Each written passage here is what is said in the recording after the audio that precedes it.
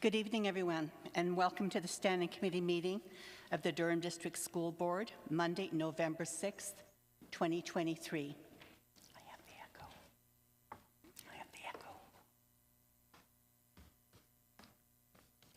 I'd like to call this meeting to order.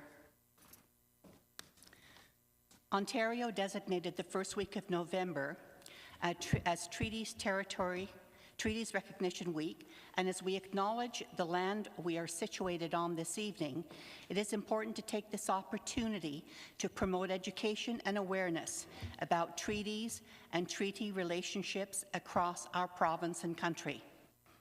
Durham District School Board's Indigenous education policy speaks to the history and role of treaties and to the importance of our collective responsibility to learn about and uphold the rights of all First Nations, Métis, and Inuit peoples in Canada.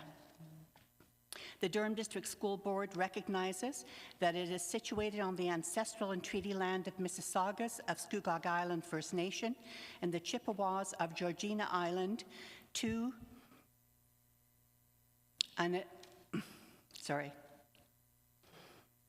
Anishinaabe, Ojibwe nations. We acknowledge that many Indigenous nations have long-standing relationships, both historic and modern, with the territories upon which our school board and schools are located. Today, this area is home to many Indigenous peoples from across Turtle Island. We acknowledge that the Durham region forms a part of the traditional and treaty territory of the Mississaugas of Scugog Island First Nation, the Mississauga peoples, and the treaty territory of the Chippewas of Georgina Island First Nation. It is on these ancestral and treaty lands that we teach, learn, and live. These nations hold legal and specific rights in their respective territories. This area has been and continues to be home for Indigenous peoples and non-Indigenous peoples.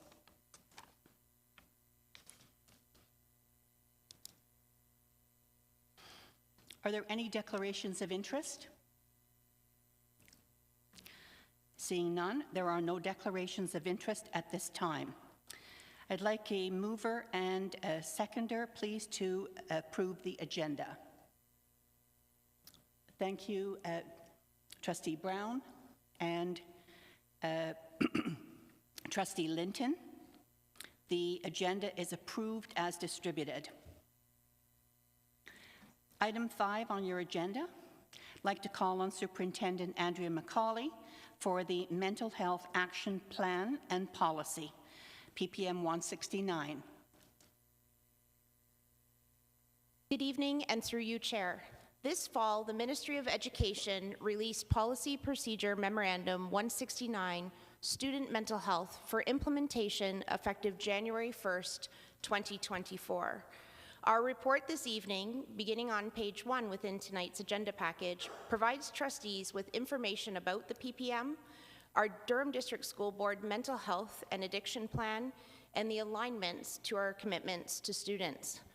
Prior to the release of PPM 169 and continued as an implementation requirement, every school board developed and implemented both a 3-year mental health and addiction strategy as well as a 1-year action plan. In an analysis comparing the Durham District School Board mental health action plans for the current school year with the commitments of the PPM, there is, as noted in Appendix C starting on page 16 tonight, significant alignment confirming our work and direction. At core is our responsibility and opportunity to provide culturally responsive, evidence-informed student mental health promotion, prevention, and early intervention services that respect students as complex individuals and provide appropriate supports for their diverse needs. As well as this memorandum outlines the importance of school boards working within the broader provincial system of care to provide clear pathways to, through, and from more intensive community supports and hospital-based mental health services when needed. The PPM reinforces the importance of continuing to foster strong collaborations within the community that support child and youth mental health. The team tonight will be providing a brief overview and highlighting 2 examples of responsive supports in the Durham District School Board for student mental health and well-being. Sharing with you this evening is Stephanie Pellebor, Mental Health Lead, and Dr. Sandra Newton, Psychological Services team member, and they are joined in the audience by Carolyn Usher, our Senior Manager and Clinical Lead for Social Work. Stephanie and Sandra, over to you, please. As you can see from the report, there is significant alignment between the ongoing work of the board to the expectations embedded within PPM 169. And tonight we hope to amplify examples of how our board is and has been working and living into the expectation listed in the ministry's policy memorandum on mental health. I'm going to share an example of a school-based, classroom-based initiative, while my colleague, Dr. Newton, will speak of a student-facing example. We hope to highlight for you the good work that is happening on behalf of our students, where there is an intentional focus on mental health and well-being as part of daily classroom practices, where we emphasize upstream prevention and early intervention supports, and where students have access to differentiated, identity-affirming mental health supports and services from caring staff, all of which are commitments and actions embedded in our mental health and well-being action plan. The first example I'm going to share with you is a school-based classroom program focused on social-emotional learning. Social-emotional learning skills help students to foster overall health and well-being, good mental health, and support the ability to learn and to thrive. On the left, you can see the interconnected areas with PPM 169 with the social-emotional learning, which it aligns to. Now, if you're not familiar with social-emotional learning, these are skills that are embedded in the Ontario curriculum, and they include identification and management of emotions, recognizing sources of stress and coping with challenges, developing positive motivation, perseverance, developing healthy relationships, self-awareness, confidence, thinking critically and creatively. Social-emotional learning offers us an opportunity across our schools and classroom to focus on upstream mental health promotion and prevention, as well as to listen and activate student agency and participation and voice, and to cultivate a shared responsibility to protect and to promote student mental health with our educator colleagues. We currently have a team of child and youth support workers who offer classroom-based social-emotional learning programming, which includes teaching about the skills and practicing strategies. And the team works directly with our intermediate grades in our secondary schools, as well as provides social-emotional implementation coaching to primary grades. And during the last school year, programming was delivered to 49 schools across 248 classrooms, reaching over 4,700 students. Go ahead. On the screen, you'll see examples of student feedback. In the blue box, we read, "Thank you for helping me and my friends think of all the ways we can help each other and how to cope with stress. I think you helped everyone in this class, and I appreciate everything you do, and I hope to see you again. I learned how to take so many different ways to take deep breaths and calm myself down. I liked how you could get to know us and make us feel comfortable talking about stuff." In the bottom image is a thank you note to one of the program staff, and it reads, "Thank you for opening my mind and me." Some additional examples: "I have a stronger sense of who I am. I've learned a thing or two about other people and how they cope with emotions." And another student said, "I think this was a really good program because it helped people with a lot of stress management and positive self-talk. It helped me realize that I'm not bad at things I think I'm bad in, and that I have the skills to be successful in life." Not only were our students impacted, but so were their educators. And educators told us this program is bringing light to some very tough issues with our students, and I'm noticing some positive differences in their attitudes and their behaviors. The program is excellent at giving students the vocabulary and perspective to support maintaining their own mental health, as well as empathy to understand and support others. Opportunities like the social-emotional learning program help build wellness every day in every classroom. It emphasizes the importance of promotion and prevention, but when more is needed, we have opportunities to respond.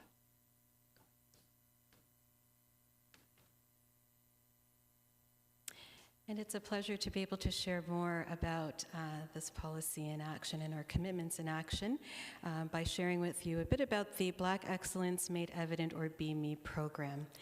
And BME has been in existence since really the top of the pandemic, when so many things were happening on a worldwide level. But also we realized, hitting close to home, inequities were revealed, families were facing isolation, and also needing that reach out and that connection to support. And so I was fortunate to be part of a collective of social workers and myself from psychology, many of us racialized people who wanted to offer tailored supports to families that we knew were facing unique challenges for reasons already shared. And what began as an online support piece, actually I should say even a step before that, a resource that we prepared for families in the form of a toolkit with resources in the community and really speaking to some of the challenges around anti-Black racism and mental health impacts of that. When we were back in sort of our hybrid form, became online groups, and then eventually in its current form is a 2-day symposium that we're able to offer to Black identifying students in our high schools.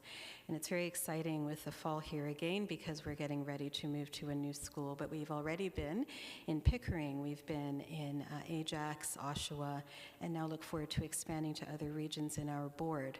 All with the message of affirming Black youth, speaking to and naming those mental health impacts of anti-Black racism, and speaking also to their resilience and their sense of belonging, providing some coping skills for the challenges that await them, and providing that sense of community as well. It's been very well received, and as I said, we look forward to bringing that to other areas of our board. As you consider those highlighted areas around our evidence-based practices and mental health literacy and the fact that it's being delivered by mental health clinicians within our two psychological services and social work departments, I think that it's hard to beat student voice when you want to understand impact and importance of what we do. So happy to share with you now a video that was prepared following our second offering of our groups. To me, Be Me was like a space where I could just be open and honest with my experiences. Without it, the school year would have been like a bummer. I wouldn't be like so like happy, cheerful all the time. It's where you can express, I guess, who you are and not feel judged. Be Me, Black Excellence Made Evident. It's a program for self-identifying Black students to see themselves represented, to have their voices heard, for them to be acknowledged. It's a great program. It's not something that's like extra work for you to do after school. It's more something for you to come to, to be a part of something. I feel like it's important so that Black youth can have a place where they can have strategies to deal with maybe racism or stuff that they face in school. Be Me is a place for students to come to have a space for themselves, a space for them to be connected with other students, a place for them to understand their identity and racism and how that can impact their identity as well. Be Me was important for me because it was a space where I could be honest and free. If you're not honest or free, then you're just gonna bottle things in, and then eventually you're gonna become you're angry or resentful inside. I think anybody can find value in Be Me. Black identifying students, if you feel that you haven't been heard, you go through certain experiences in school that may not have been acknowledged, you don't feel safe to share certain things, this is what this program is for. It's like you do now know more people that can help you, navigate some issues that you're going through, people you can come to or talk to when you have a problem. I hope that they come away feeling heard, feeling appreciated, and coming away with a sense of belonging. I think that's the most important thing, that they feel as though they have a place to belong, being a part of Be Me. I really hope that students understand the importance of advocating for themselves, but also to understand who they are. And I think this program helps to build confidence in ways that maybe you may not have experienced before. We do a lot of learning about our culture and stuff. I learned a lot of things that I didn't know. It's a great group of women and men that really care about you and will help you get through what you're going through. I fully suggest that other Black youth get involved. If you're interested in Be Me, you can find us in your social work department in your school, but as well via our email, which is beme@ddsb.ca. There's no Be Me without you. Join us.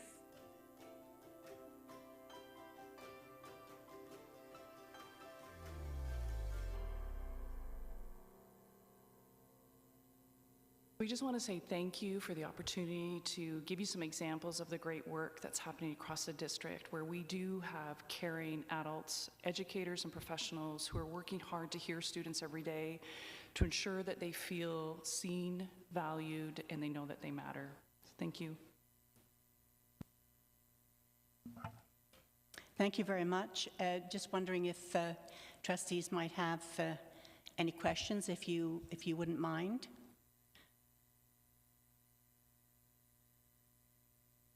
Trustee Morton.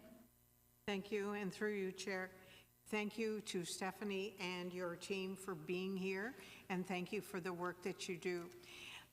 I'm wondering if we in Durham work in isolation, or are you working with Lake Ridge Health, Durham Public Health, CMHA? Are we reaching out to other groups in our community and working collaboratively with them?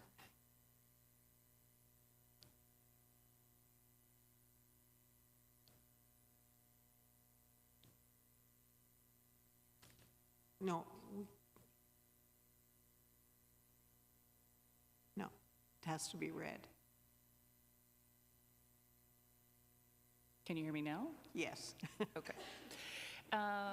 That's a great question, Trustee Morton, and the answer is yes. We have many partnership and agreements with other community-based organizations who also support the mental health and well-being of students in Durham. And so there's a strong partnership between the work that we do with our community partners in supporting our students. Thank you. Student trustee Neha Kazoju. I just wanted, thank you, and through you, Chair. I just wanted to say thank you for all the work you're doing, and the two-day symposium seems like an excellent opportunity for Black students to come together and create a strong community. I'm just wondering what kinds of promotions you have to ensure that Black identifying youth have access to this opportunity, because as I mentioned before, this two-day symposium seems like an amazing opportunity, and we want to make sure that students know about this and that students have the access to do it. I did see in the video that students can reach out to their social department at school, but do you reach out to Black associations at school? Do you reach out to clubs, any other promotions that you have?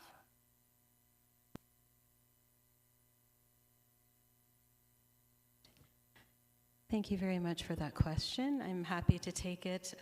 Yes, there are a number of ways that we reach our youth in their schools. The video was a really effective way, it turned out, because we could display that in the breezeways of schools and things like that, but we also would come and do presentations, usually to the Black student associations, usually one or two staff members that were also engaged in supporting that group that helped us as well with things like registration, sign-up promotion, and just different, I should say, messaging that we would send either through admin, through those student groups, and through posters and signage and so on. I think we almost have too many that are interested, and so keeping things to a contained size just for ease and engagement of everyone is something that we're working on, but the response has been great, and I'm also aware that we need to make sure we're optimizing that. So thank you for your question as I think about our upcoming session and how we reach students for that. Thanks.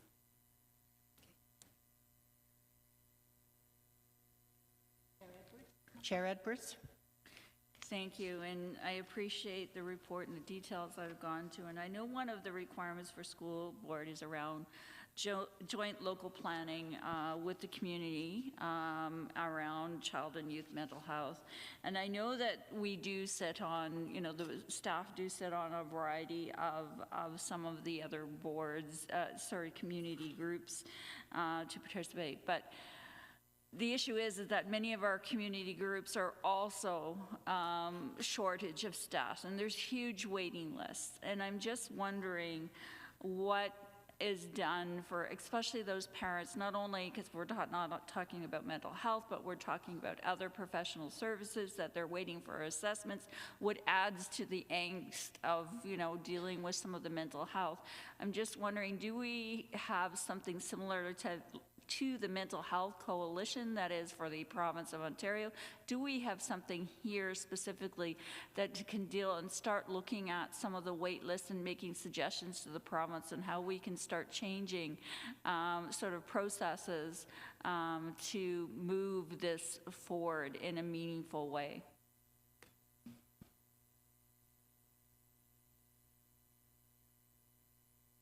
Thank you for that question. Superintendent McCauley. Oh, I'm sorry, and through you, Chair.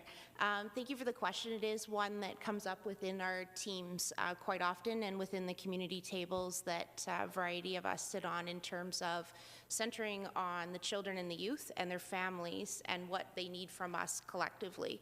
As you referenced, the PPM does place a responsibility with school districts, a bit more active in terms of that, rather than being the educational partner to, being present within the collaboration and coordination of supports.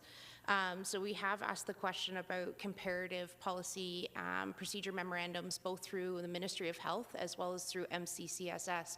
So that as we come together through a number of tables, such as the Durham Children and Youth Planning Network, we kind of have the guidelines for where we all come together and be able to optimize resources.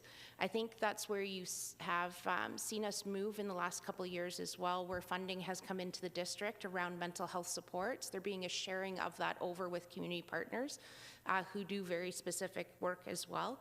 An examination of our education community partnership programs, and advocacy for a look at that funding model in terms of what services are being provided for students.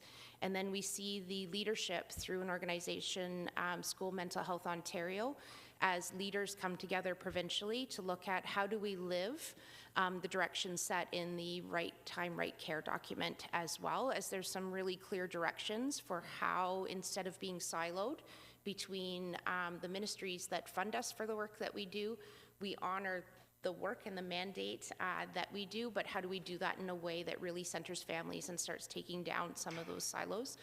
I will say, in talking to colleagues across the province, and I think it is the experience of our leaders as well in the tables that they sit at, we are fortunate to have the breadth of partnerships that we do locally, but you are right, each of those partners is under significant pressures staffing service. And so that's where there is, within the daily experience, when we have staff such as Dr. Newton face-to-face with students, our own teams are taking on a significant amount of Tier 3 supports and doing some of that care to mitigate the wait times that our students are experiencing within the community, because we know that mental health and well-being is an access point to learning. And if we're not meeting that need, how students come into learning is impacted. So it's the yes and of all of those things. But I would say that we are privileged locally here to have organizations moving in a way of conversation around identity informed practices and affirming alongside with the board. Good partnerships at the table. We're just trying to figure out how to leverage the tables differently to improve the outcomes and experiences for families. So I apologize for the length of the response, but I do think it's indicative of the complexity of what our families go through navigating mental health and well-being. And so we are trying to streamline both the service and the communications related to the service to try and take down some of those barriers and keep the kids and their families at the forefront of all planning. Thank you, Superintendent McCauley. I'm going to go to Trustee Panillo. Thank you, Chair. Through you, thank you so much for being here this evening and for all of the work that you're doing. It is very important, and I know it has an impact, and I was very excited to see familiar faces in that video doing great work. I guess my question falls a little bit around, and I'm on page 5 in our book for anyone who wants to follow along with me. At 6.2, we're talking a little bit about the reporting back tools, so in terms of how we're collecting the data. But I think that's wonderful. It outlines how we're doing it for the ministry, and I think that's important. But I'm also wondering, especially when youth participate either in mental health services through the board or in the BME program itself, how are we using that feedback and their experiences to then implement supports maybe locally at the school or smaller I say smaller lightly, but different changes perhaps than what the ministry is targeting to do with their overall plan, and integrating that back into local school communities in ways that might not have to wait another 5 years for the ministry cycle, right? And so I guess in short, how are we using student and participant feedback to make changes at the school level during the tenure of the program before it reaches the 5-year reassessment period? Big question.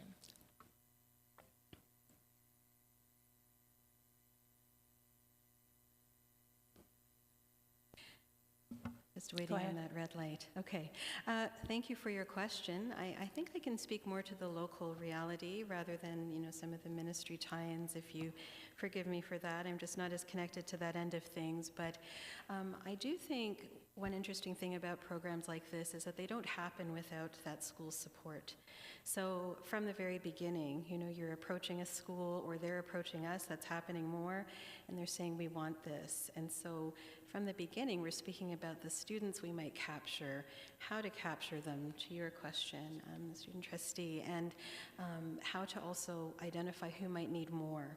So I think we certainly keep track of the numbers of students that register and then attend over 2 days with consistent attendance. But then I think that those student associations are great places to follow up and see, how those students are doing. Not many of them would be referred for service otherwise. This is very much a general, Tier 1 sort of offering.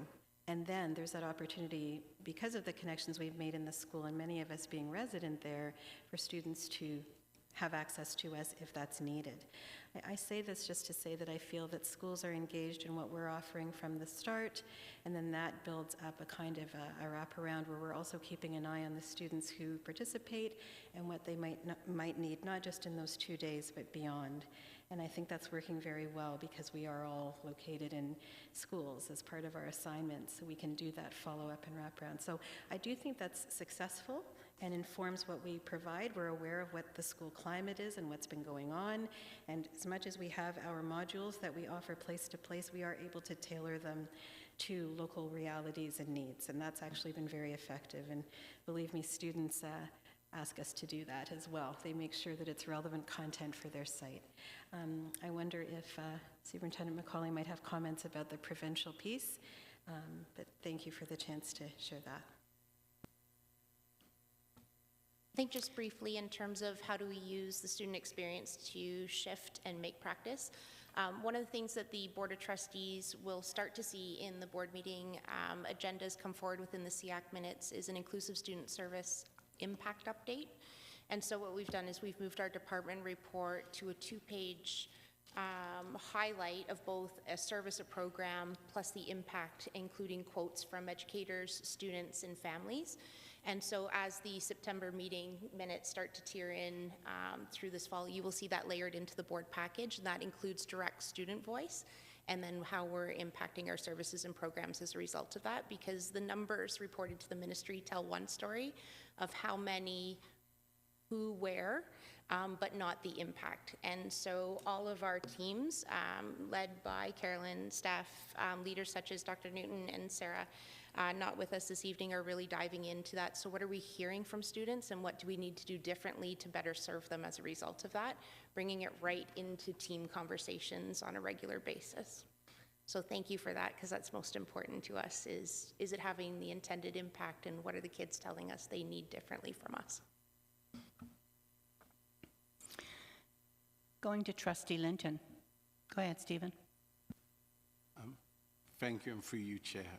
Thank you for the presentation and also thank you for the report. Extremely comprehensive and provides a good kind of overview and blueprint of what's been happening, and seeing it kind of in action was phenomenal. My question is following suit and around data, because one of the points that jumped out with me, given the current context of what's happening, all around the world, and just, coming out of the pandemic, was the changing in coding, or the addition in coding around mental health and well-being, So on page 3.11 in June 2023, the district adjusted the absence code procedures to include the option of well-being should a student be able to attend school, unable to attend school due to a mental health concern. So as we track towards the end of the year, I'm just wondering, one, what the communication plan and strategy was in terms of that coding and what it means, and two, if we've been able to, if we have any data just to see the uptake with this new coding. Thank you.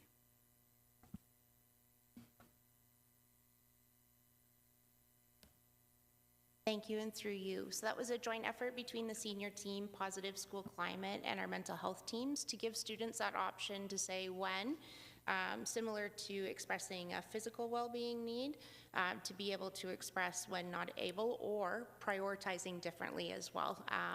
Also recognizing some of the experiences our students have in schools, and that we're working through such strong policies as our human rights, anti-discrimination, anti-racism policy, both to promote and protect and correct. And so we're taking a look at those numbers. It is self-report from families as well. And so we try to not have staff actually delve into it too tight, respecting the privacy of the kids, but in order to watch and monitor not from a surveillance, but monitor from where to lean in and support more. But your question's very fair in terms of where we look at student attendance. We also know within the system board improvement plan and student achievement, the ministry has now set target attendance at 90%.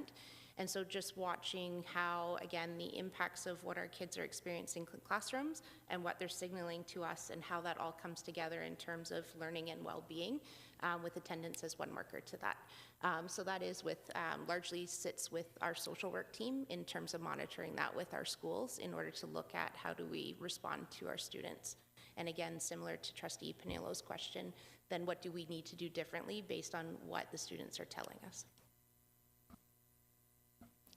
I've circled right back to you, Trustee Morton, if you still have a question. Thank you, and through you, Chair. I have a couple of comments, and I have a question. I'm looking at page 3, and it talks about the mandatory mental health literacy learning for students in grades 7 and 8. I think that is commendable because when you're 12, 13, and 14 years of age, that's when we need to have those conversations. I think that's amazing. I also wanted to mention that a few weeks ago, I attended Dan Hogan's leadership workshop in this room where it wasn't only Durham secondary students, but Durham Catholic secondary students as well as others. And that was an event that I find commendable as well. I do have a question. Going back to pre-COVID days, we had an elementary program titled Race Against Drugs. Is that long gone, or is that a concept that we could reinvent?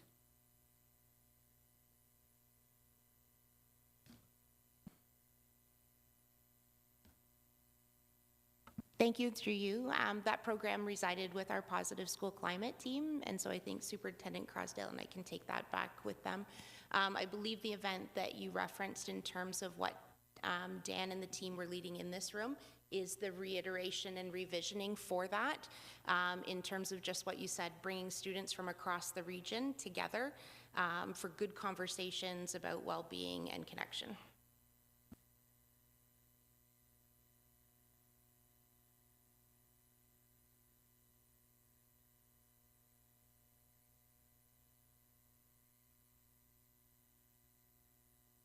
Trustee Miller. Thank you, and through you, Chair. I'm just wondering about, thank you for the presentation, also wonderful information as well.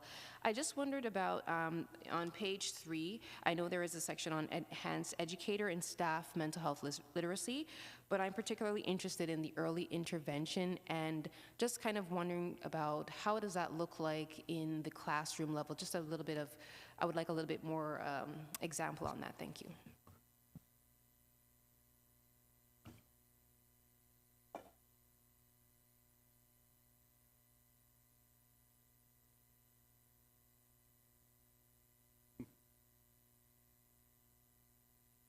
Answer that. There we go. Sorry. Here we go. That's a very good question, and I appreciate you asking that. It ties to some of the things that we've been talking about tonight, because we know what we're hearing about is where we might be concerned about the needs and how do we support kids across the entire district. Not only I think about the work that Dr. Newton and her team does, I think about the work that happens in classrooms. And so when we think about mental health promotion, where wellness is built into the everyday, where we think about those conditions that really bolster and promote student mental health and well-being, where kids are welcomed, where they're included, they have a sense of belonging, where they have educators that know them, deeply know them, and that they teach to them and support them in ways that affirm their identity. Those are the foundations that we are really, the Mental Health and Action Plan is grounded in those everyday conditions, where we can support every single student by leveraging every single adult who has contact with the students of this board. And when we do that, we might be able more to then notice those students that might need more. Look at more targeted prevention and programming that might help attend to students who have more needs. And where there is even more, we become those bridge builders for teams that Dr. Newton sits on and our social work team that can do more individualized, identity-affirming work with our students. So it really is a cascade of support, looking at what all students need to bolster their mental health and well-being, what do some students need who might need more, and those few students that need more intervention, where we have specialized mental health services to provide supports for those students.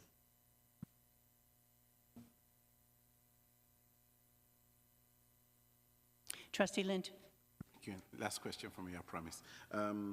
So just kind of along that theme, I saw on point 5, page 2, that assist training has been offered to support school administrators and educators. Now, is this a mandatory training, or is this something that's voluntary?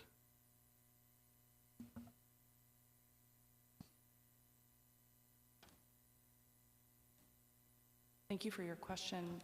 Assist training, we do have a commitment that we have each of our mental health staff trained in assist. And we do expect that at least one staff in every school is assist trained. We offer assist training 4 times a year. And we also offer Safe Talk, which is for other staff members around having the conversation. So we do have some commitments to ensure that our schools are equipped with trained staff to support in suicide intervention.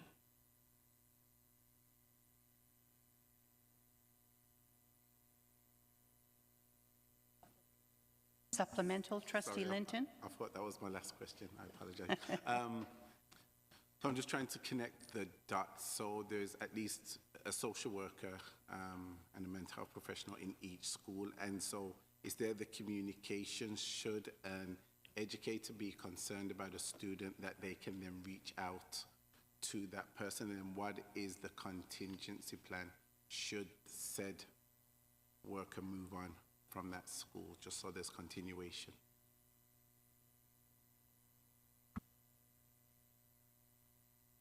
I have a master's degree, but I can't forget a microphone. That's a really good question. In the DDSB, we have what we refer to as a suicide prevention, intervention, postvention protocol. It is a plan that outlines for staff what and how to respond when we have concerns about students, whether at risk or we have concerns. And so that protocol is very clear around the process of communication, identifying who within your school is assist trained, and consulting with our mental health staff who not only are trained in assist, they're also trainers, and they have the skills and ability to navigate students through those more difficult conversations and for supports. Thank you very much for that presentation. And moving on in the agenda to the director's update, I'll call on Director of Education, Camille Williams-Taylor. Thank you, and through you, Chair.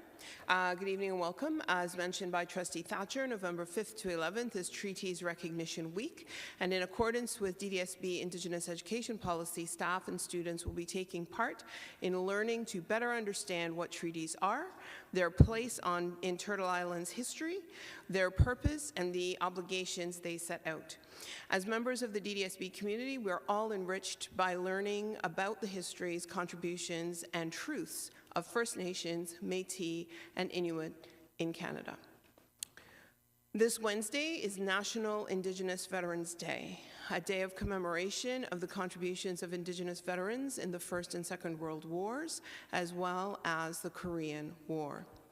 On Remembrance Day, November 11th, we honor those who have and continue to serve our country during times of war, conflict, and in peacetime. Exploring remembrance in schools is an opportunity to build critical consciousness in ourselves and with students. As we participate in Remembrance Day recognition events in our schools and in the community, it's important that we recognize the direct and indirect impact and trauma of war on individuals as well as communities. November is recognized as Hindu Heritage Month, a time to celebrate the rich cultural history of Hindu Canadians. Diwali, or the Festival of Lights, is a very significant holiday in the Hindu community. We wish Happy Diwali to everyone in the DDSB community who will be celebrating the festival on November the 12th. Transgender Awareness Week takes place November 13th to 19th and is an opportunity for us to raise awareness about the issues that transgender people continue to face, to support and affirm their identities, and on Transgender Day of Remembrance to honor the memory of those who lost their lives simply for being who they are.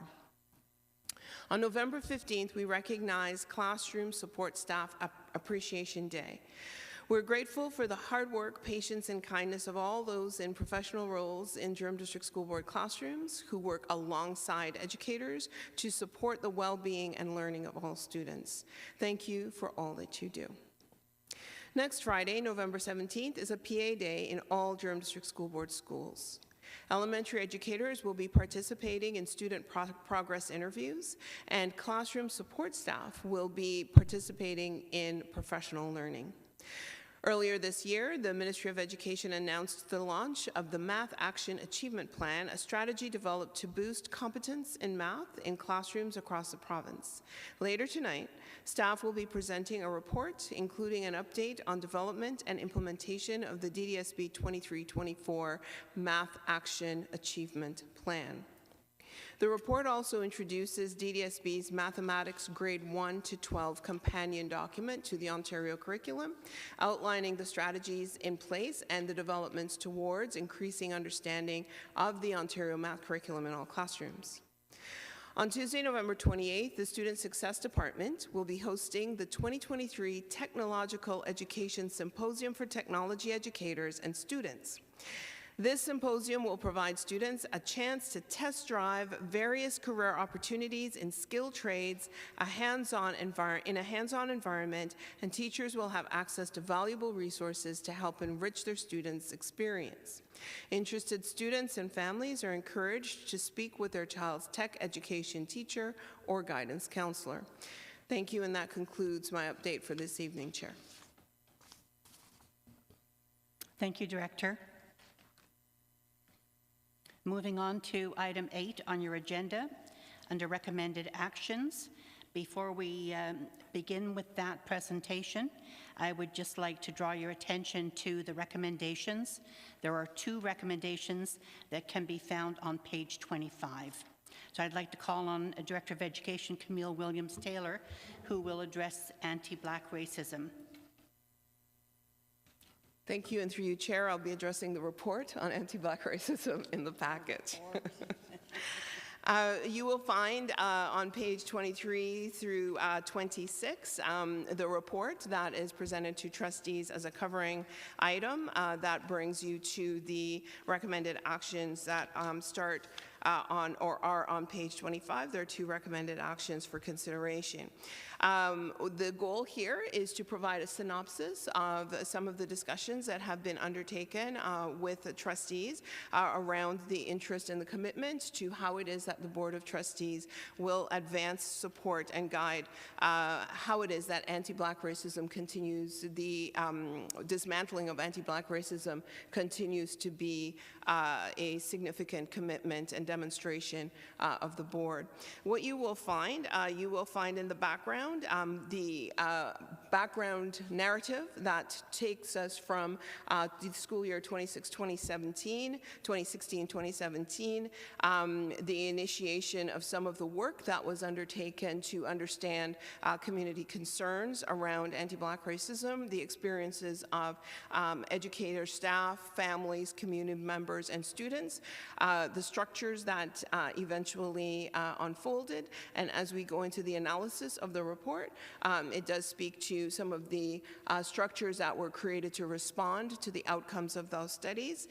You will find, in addition, that there are in appendices 1, 2, and 3, providing materials that support that journey. So the report that came forward in the 2016-17 exploration with Justice Donald McLeod, you will also find the report that came to this Board of Trustees earlier this year, outlining some of the actions that were undertaken, the structures that were created, and the impact that it had. And you will also find the compendium of the Compendium of Action for Black Student Success 2.0, also appended here, that demonstrates to trustees the next steps that the staff has undertaken to move forward with continuing the dismantling of anti-Black racism in our system, not only in the classrooms, but in the school community. So with that, we come to the conclusion and recommendations on page 25, section 5.0, where having had multiple discussions with trustees through the working group that was established, there were 3 meetings of the working group, 1 in the spring and 2 this fall, where trustees have made it very clear that there needs to be a continued and concerted direction around structurally dismantling anti-Black racism. To that end, there are 2 recommendations that for trustee contemplation about what that possibly could look like. Certainly it's not definitive, but it is based on the discussions that have come forward. And so at this point, Chair, I will leave it back to you to guide the discussion, and if there are any questions, I'm happy to attempt to respond. We have Superintendent Lazarus and Associate Director Markowski, who accompanied myself in those working group discussions, and they are able to support any questions that may come forward. If there's no objection from trustees, I'm noting that the 2 recommendations are very different and individual, and so I would ask if we could have a motion to put forward recommendation 1.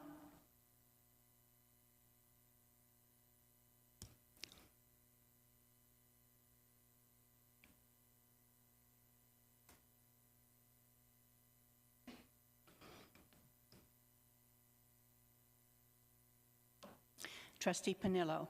Thank you, Chair. Through you. Actually, and I hope you don't mind, but I tried to jump in as fast as I could. I would like to first extend gratitude to the director for this work, to staff for this work, and also to fellow trustees who are part of the working group thus far. I know it's a lot of work and it's worthwhile. I did want to potentially, for consideration, present maybe a 3rd option. Unfortunately, I wasn't able to be at the final meeting of our working group, and so just in terms of trying to strike a balance, perhaps, between option 1 and option 2, which are vastly different and would require different time considerations, but also different involvement of trustees with the external committee that has been formed. I wanted to perhaps suggest for trustees' consideration a 3rd option that would essentially, similar in structure to the Indigenous circles, that committee, that external committee's functions where they select and invite trustees to participate when and where necessary, that perhaps a third option would be that trustees could be invited to participate with the community council to receive reports, not to have a permanent space necessarily on that or in that space for accountability purposes and also autonomy, but perhaps to ensure that we're working with community also on their terms and fulfilling our obligations as well. And so definitely open to other input, and not saying that this has to trump both option 1 and 2, but because I wasn't able to be at that meeting, it was something that I had some time to reflect on and wanted to maybe present as a third option. So that community feels they have their own space, but are welcome to invite trustees in to hear or attend meetings as they see fit on an ongoing basis. Trustee Panillo, I just want to be clear. Are you adding then a third recommendation? Or are you adding a third recommendation? Yes? Yes, please. All right. If I'm if we allowed could to do have that up on the screen.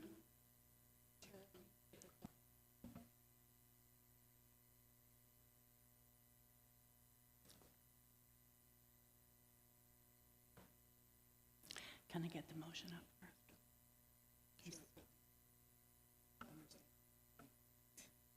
Okay.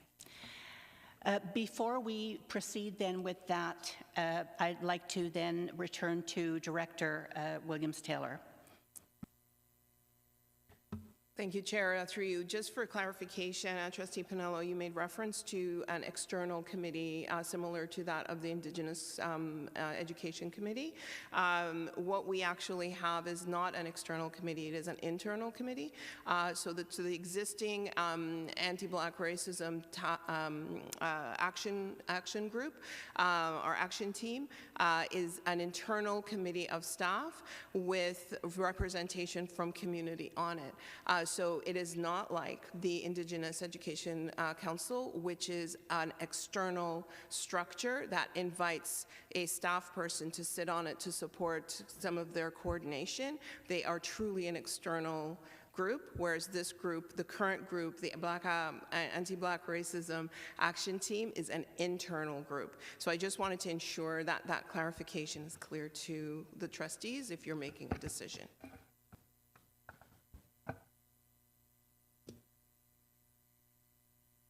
And Chair Thatcher, if I might, with your leave, follow up on that as well.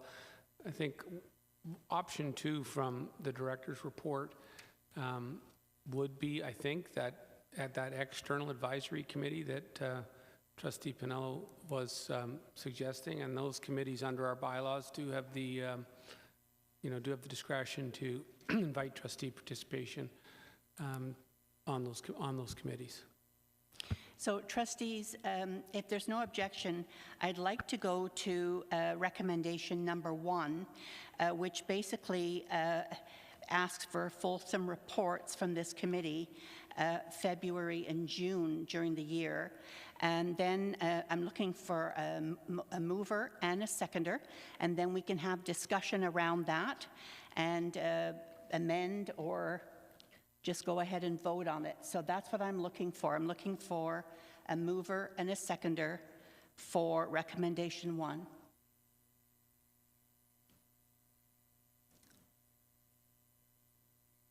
No one. See? Okay.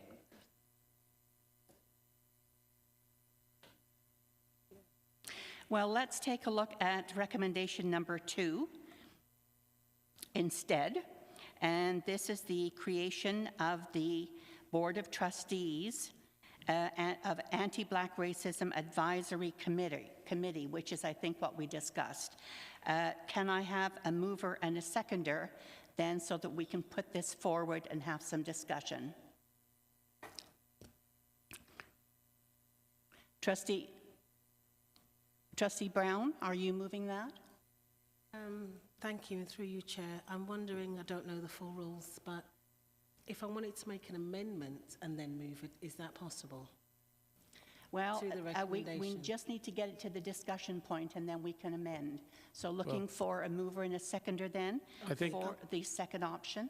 I think rather than, sorry, if I might, Chair Thatcher, I think Trustee Brown would be, before there's any motion on the floor, you could, Trustee Brown, just read an amended version as your motion, rather than moving this and then amending it. So I think Okay. that's, Chair Thatcher, you may be able to proceed that way. Thank you for your suggestion then. If we could get that up on the screen. Go ahead, Trustee Brown. Thank you, and through you, Chair. So I move the creation by the Board of Trustees of an Anti-Black Racism Advisory Committee under the DDSB bylaws. An additional advisory committee can be initiated by a resolution of the Board of Trustees. Advisory committees provide public recommendations to the board on matters of policy and can include trustees and/or staff, and I would like to include community representation / student voice at the discretion of the committee. Such a committee may involve a significant time commitment of any designated trustees.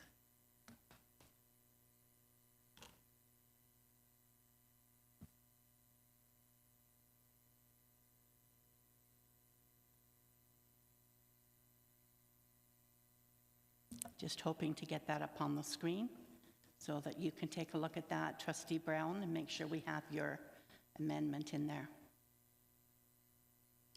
Chair Thatcher.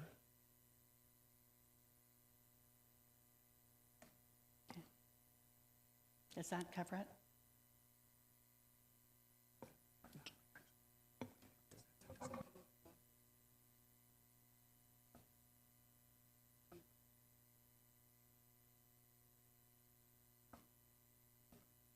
Does that cover it, Tracy? We got it? Okay, thank you. Executive Lead Sir Janik, did you want to add something here? No, change your mind, thank you. Okay, so we first would like to, we'll vote on the amendment. It's up on the screen here. Oh, I don't think we need to reread it, but I'd like to vote on the amendment. Comment? No. Trustee Linton, comment? No. So, Chair Thatcher, just so we're clear for the minutes as well. So we have the motion by Trustee Brown. This is an originating motion now that now includes that additional language, and I don't know if it's been seconded. So. So we need a seconder. Yeah. Thank you again. Trustee Arsenault. All right, can we have some discussion around the amendment? Oh, the motion? My understanding is that we need to vote on the amendment first. No, so this is an originating motion. The reason why it's underlined, you can probably remove the underlining, Kathy. That was just to show the additional language that Trustee Brown moved, but this is the motion. So there is no amendment. That is just the motion. It was only track changes to show that the trustee that was moving it added some additional language, but that's the original motion. So there is no amendment. So this would be seconded and then debated and voted on as is, if it gets seconded. If this gets seconded, this would be then debated and voted on as is. So it has been seconded. Okay, so it just can be debated and voted on as is. As is, okay. All right, I don't see any debate at this. Actually going to go to student trustee Ben Cameron. Thanks, Chair. I'm curious and interested in the reports offered in option 1 to the board from the action committee. I think that would be a good lens into the work that committee is doing, or that team is doing. And I'm wondering if under option 2, that report would be still provided, whether to the Board of Trustees still through the Standing Committee or to the ABR Advisory Committee. I'll just go to the director for that. Thank you. Thank you, Student Trustee Cameron. Yes, indeed, the advisory committee can request that an update be provided by the action team.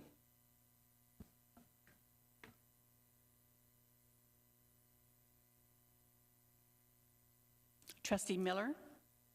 Thank you, and through you, Chair. I did want some clarification regarding the committee. I think I did get some understanding, but as this is an advisory committee, I just wanted some feedback in terms of where external community members would sit in this committee, just for clarification.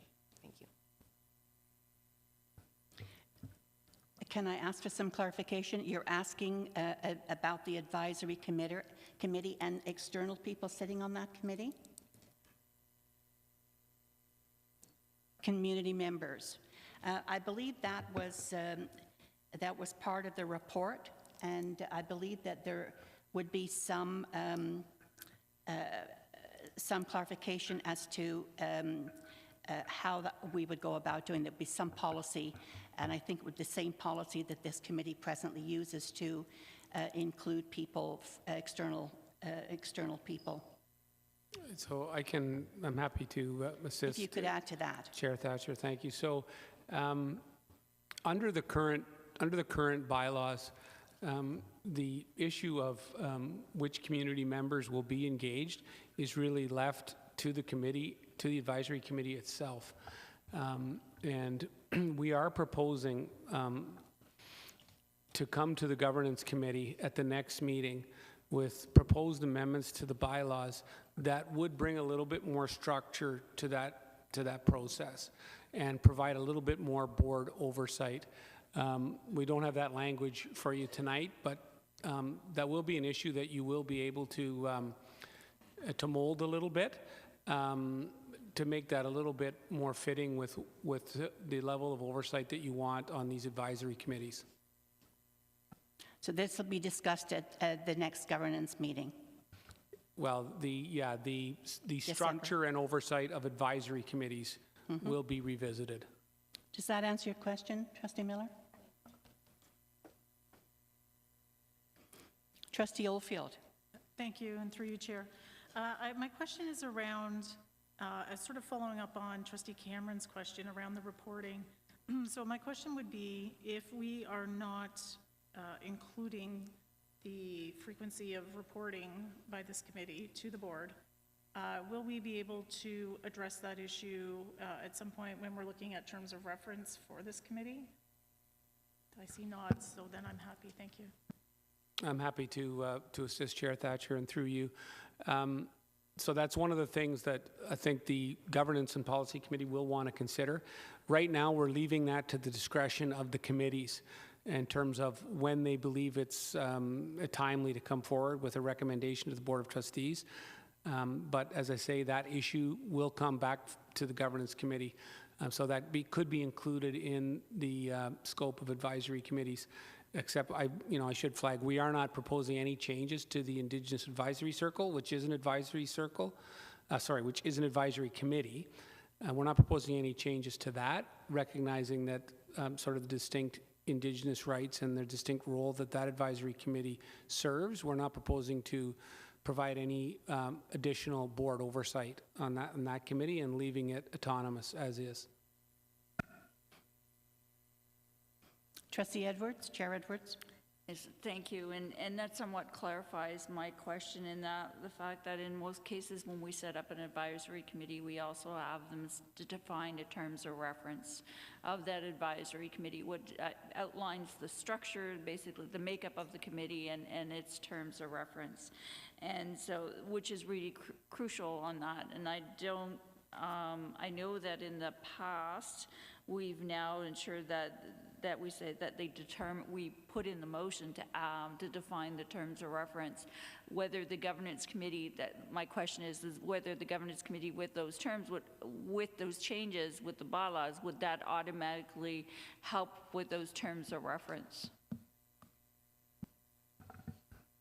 Thank you, and through you, Chair Thatcher. It may impact the terms of reference.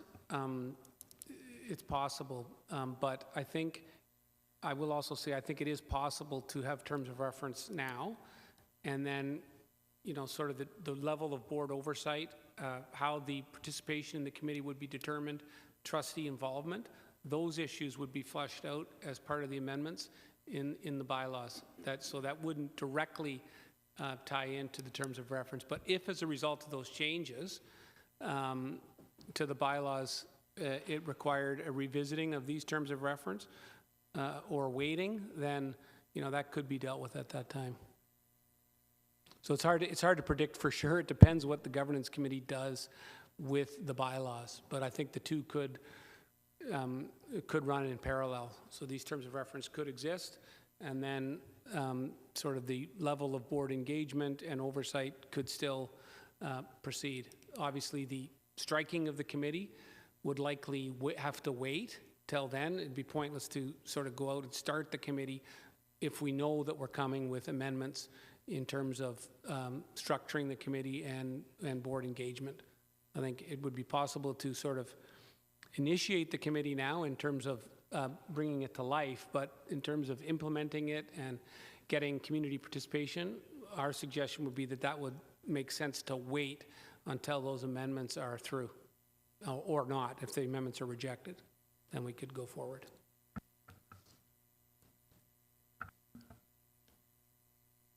Trustee Linton. Thank you, and through you, Chair.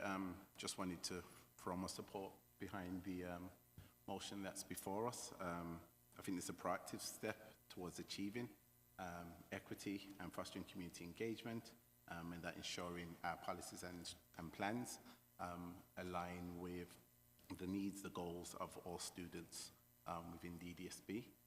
And that amendment speaks to the community voice, of which there's strong representation, some in this room, some at home watching and listening. So just throwing my support behind this motion. Thank you. Thank you, Trustee Linton. Student Trustee Cameron. Thank you, Chair. I'm just wondering, recognizing that standing committees don't actually pass anything that goes to board meeting, whether next time we see this, if this motion passes, whether we'll see it at a board meeting or a governance committee meeting next. Sorry, through you, Chair Thatcher, if I might.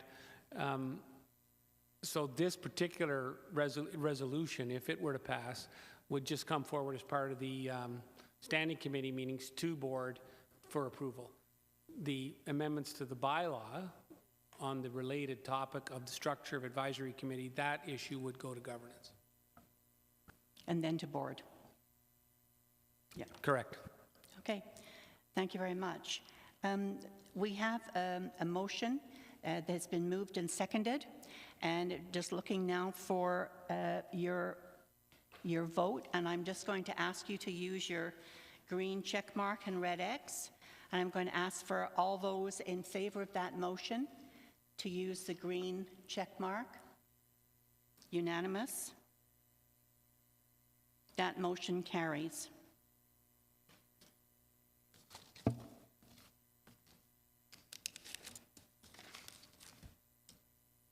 So moving on now to the information items, and I'm going to look to the student trustees for their report. Student trustee Ben Cameron, Kayla Hoare, and Neha Kasoju. Whenever you're ready.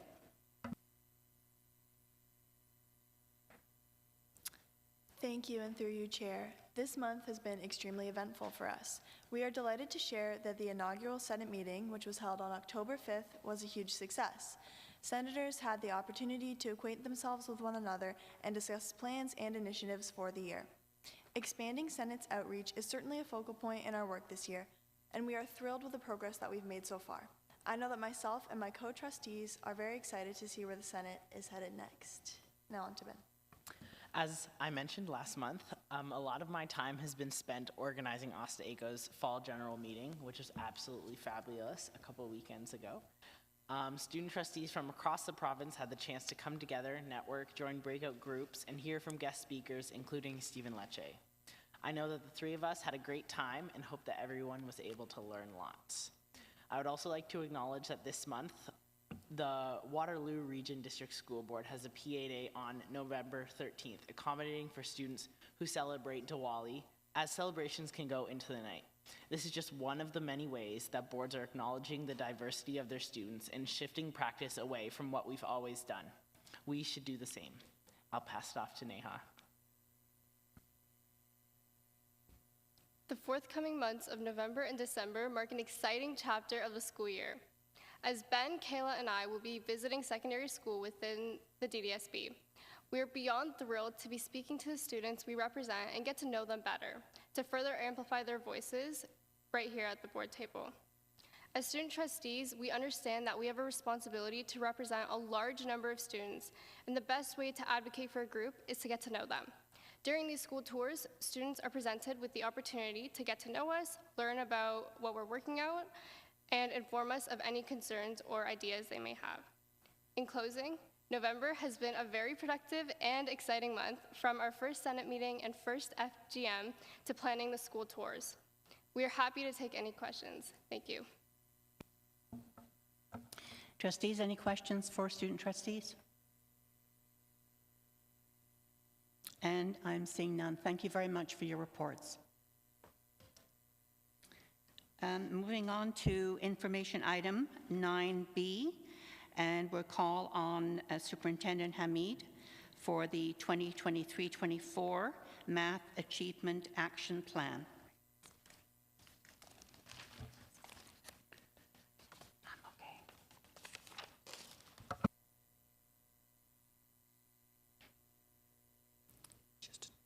Thank you, and through you, Chair Thatcher. The report can be found on page 141 of your package. We are honored to stand before you today to introduce the 2023-2024 DDSB Math Achievement Action Plan, a significant milestone in our commitment to fostering excellence in math education across the Durham District School Board. The purpose of this report is to provide you with an overview of our strategic efforts aligned with our current Ignite Learning strategic priorities and operational goals, while also being forward-facing with both the current teaching and learning vision and in anticipation of the upcoming multi-year strategic plan.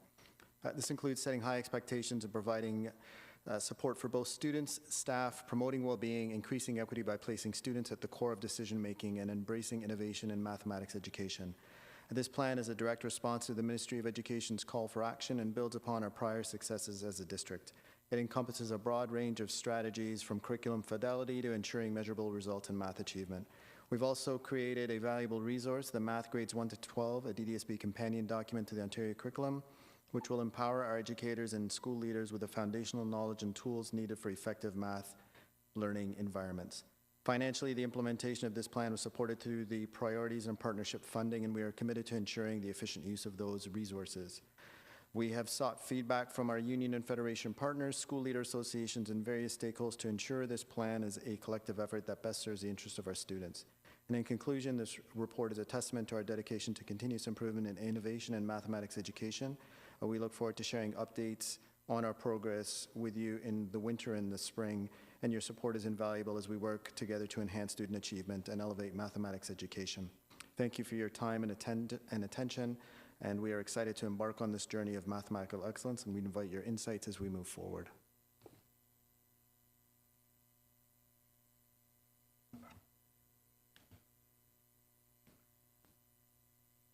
Are there any questions for Superintendent Hamid?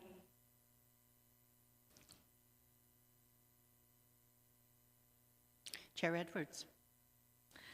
Just not a question. I appreciate all the material that's put together here, and I particularly, when I was going through and just noticing around under cultural competencies, but it's relevant to some of the other critical consciousness, as well as around the leveraging students' prior knowledge as a vehicle of learning.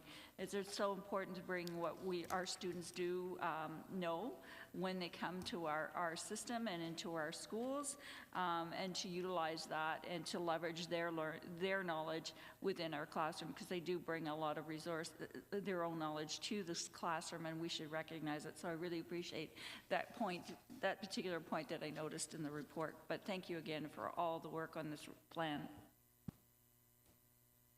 Vice Chair Cunningham. Thank you, and through you, Chair. I was interested in, on Appendix B, the school's responsibility to monitor and respond to students' perception of and confidence in math. And I'm wondering what we will do with that data. How do we plan to address a lack of confidence in math? How do we plan to boost that alongside the math skills themselves?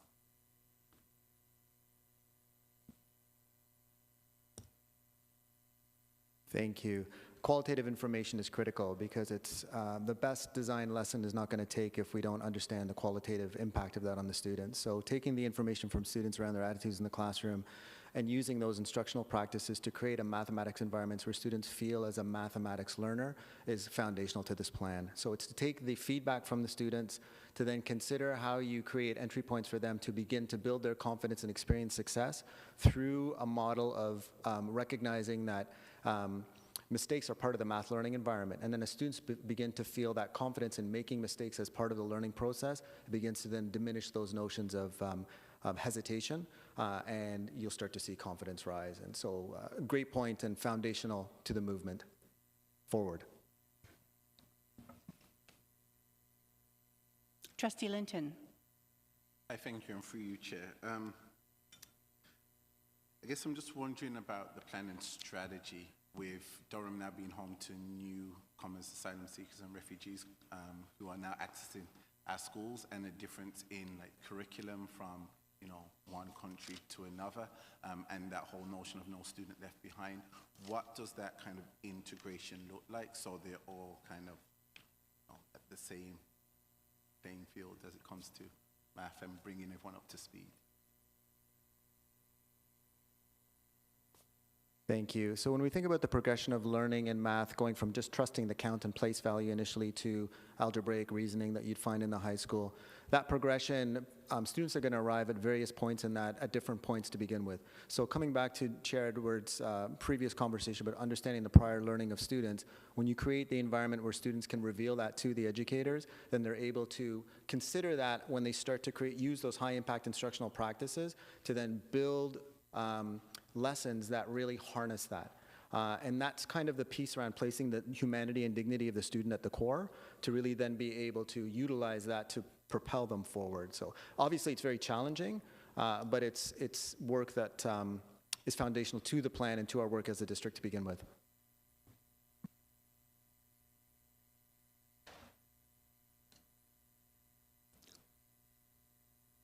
Trustee Morton.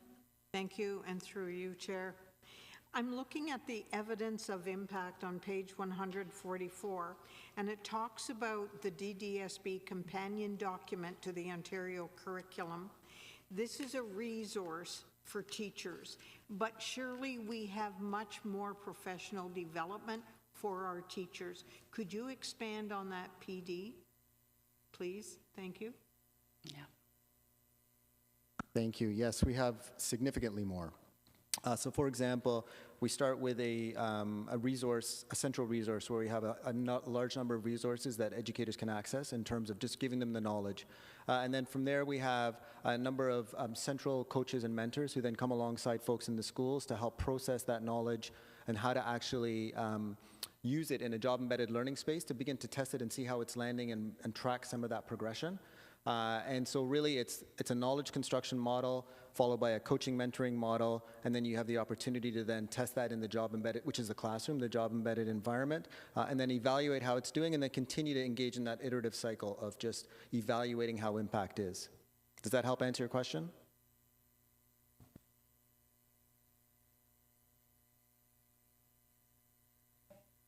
Thank you. Go yes, ahead. That does answer my question. We hear a lot of talk about back to basics. Is this model a back to basics for mathematics?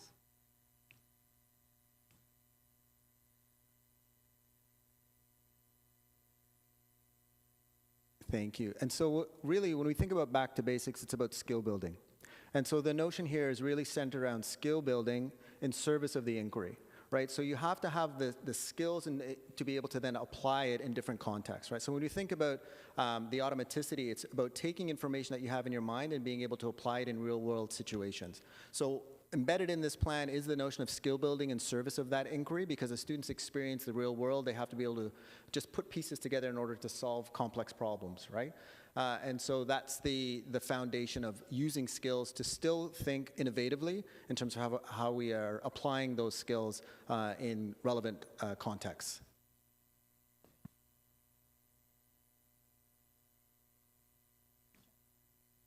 Trustee Linton.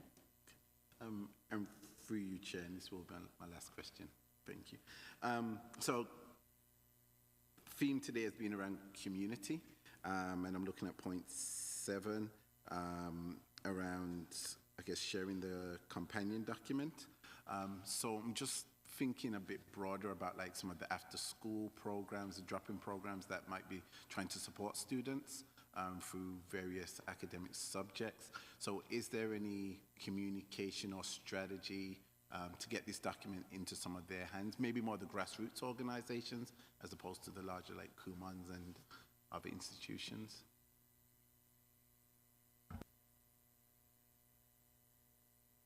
We are happy to come alongside community organizations to support in that. I mean, I think if we're all in moving this learning forward together, that yields a much greater impact. And so that absolutely would be something that we'd be happy to do. And we already do engage in some community engagement pieces, but happy to continue to look into that further.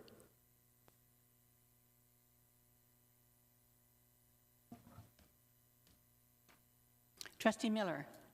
Thank you, Chair. Just wondering about in the DDSB companion document and the section 164 on cultivating genius. I'm just wondering about, I like this question, how will you foster an environment that sparks curiosity in mathematics? So my question is surrounding the elementary level. Is there changes in, for example, like self-directed learning or exploratory learning for students in math?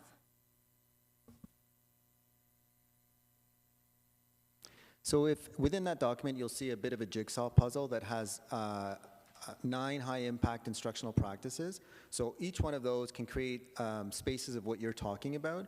And so the notion is, how do you create a math learning environment that has all those jigsaw puzzle pieces in place? Because that's where you'll have that math talk. That's where you'll have that problem-solving experience, when you have that project-based learning. So that's where those notions would fit into that jigsaw puzzle.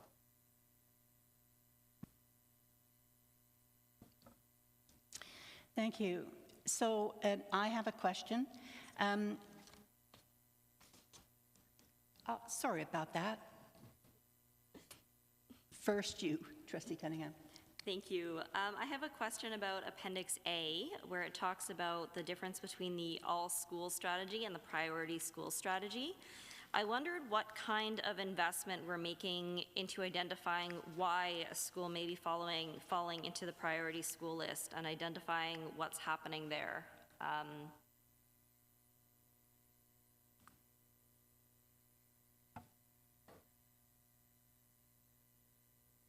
Thank you, and through you, Chair. So for the purpose of this report, the priority schools are ministry identified, and the way that the ministry identifies them is through EQAO scores. So it's a calculation that the ministry then provides us with a list of about 23 schools that are identified as priority schools.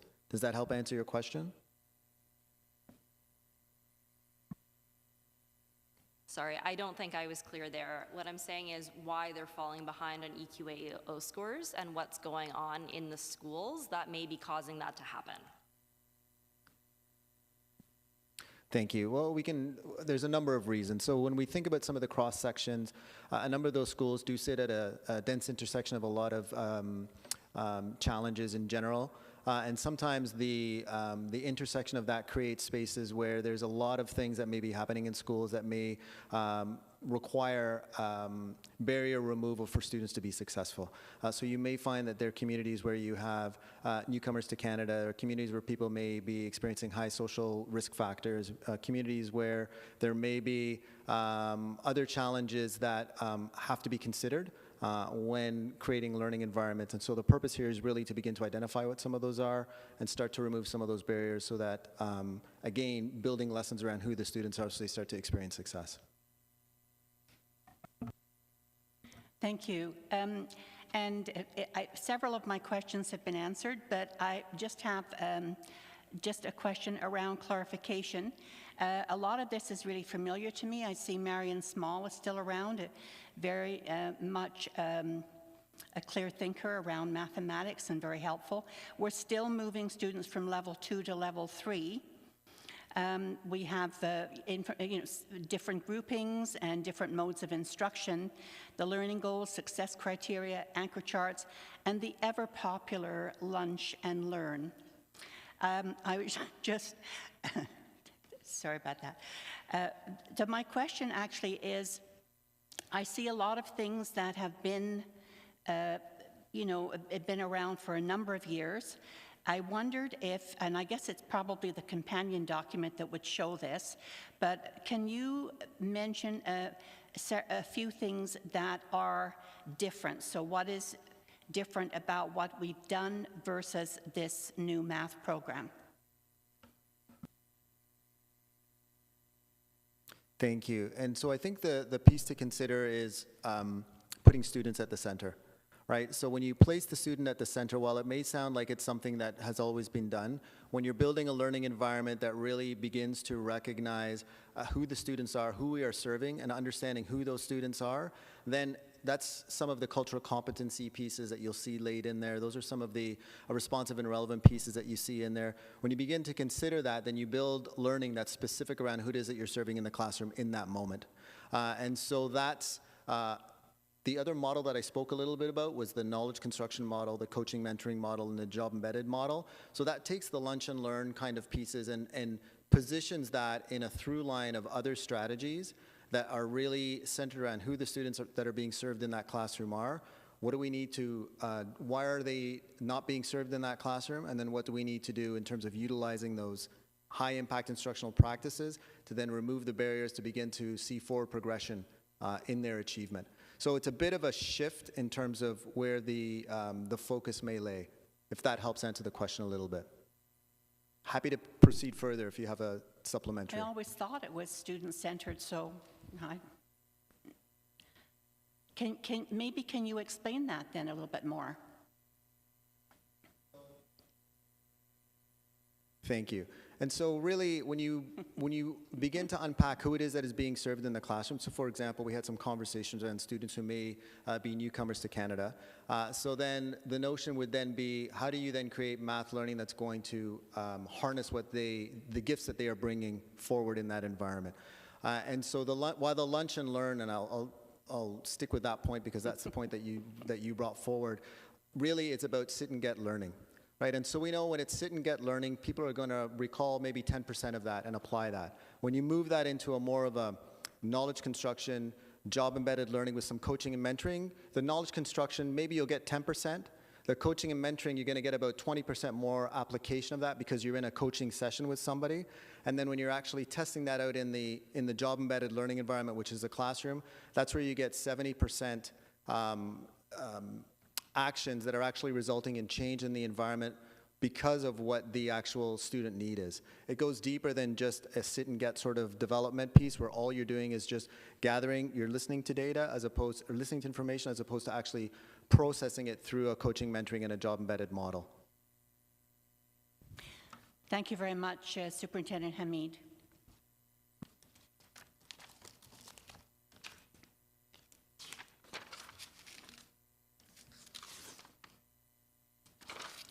So moving on in the agenda then to item 9C.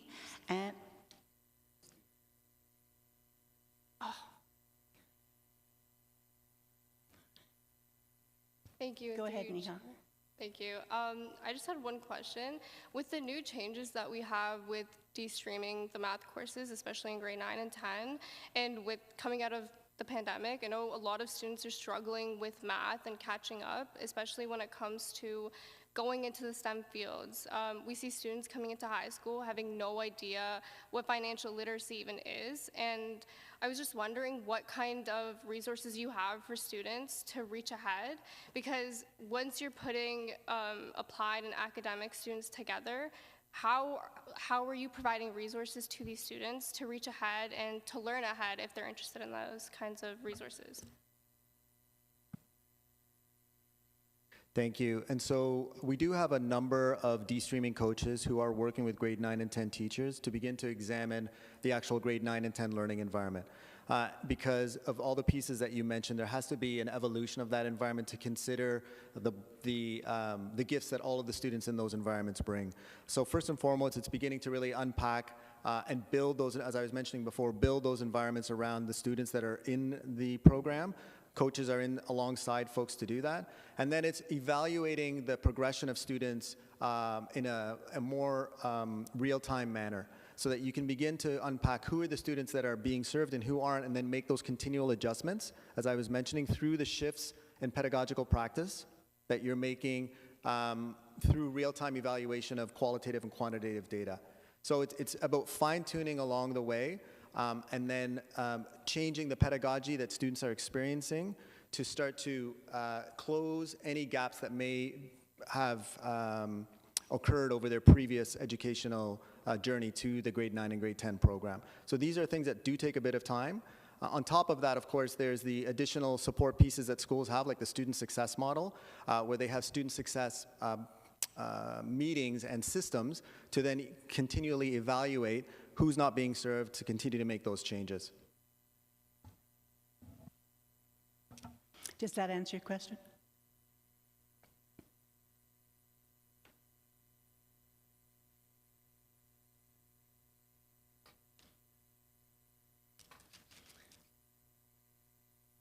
Yes, thank you.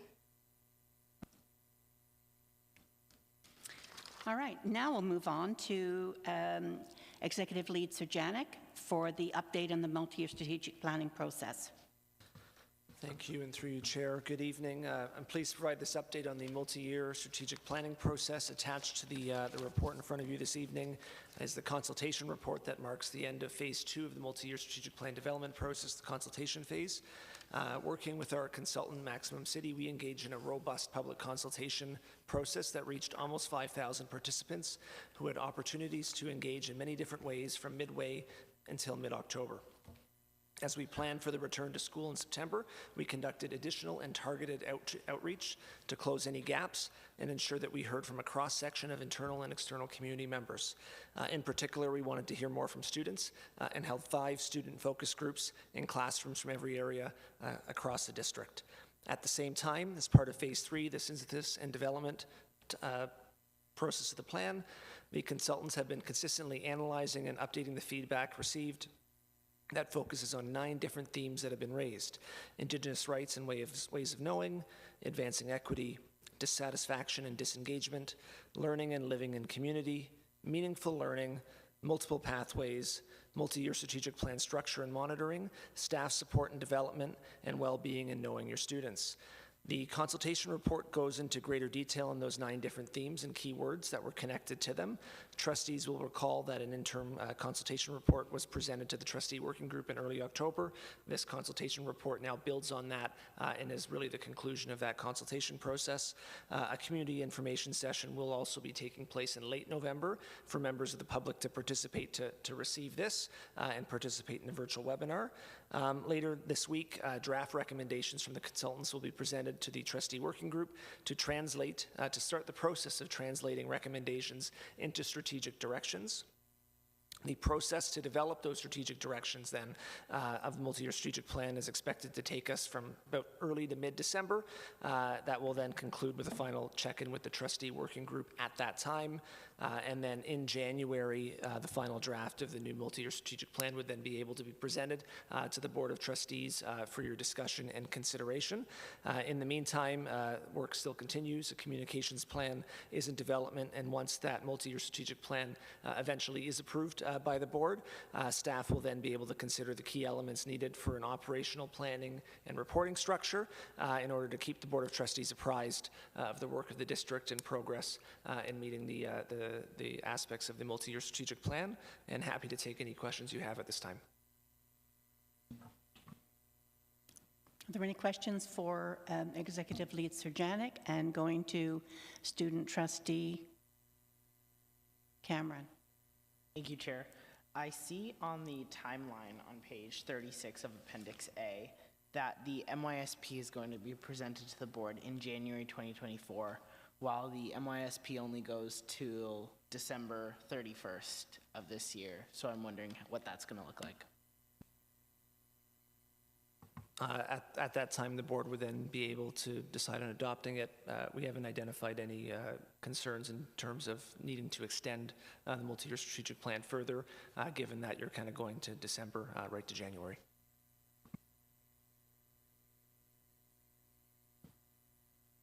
Trustee Linton. I thank you, and through you, Chair. I'm just wondering, I guess, by the numbers and previous years, like are there comparative numbers? Like, did we see an increase in participants, a decrease? Like, have we been able to create some analysis around that? Sure, I can't speak to previous multi-year strategic plan processes, but I think what you'll find is that with every consultation process, it ends up being very different.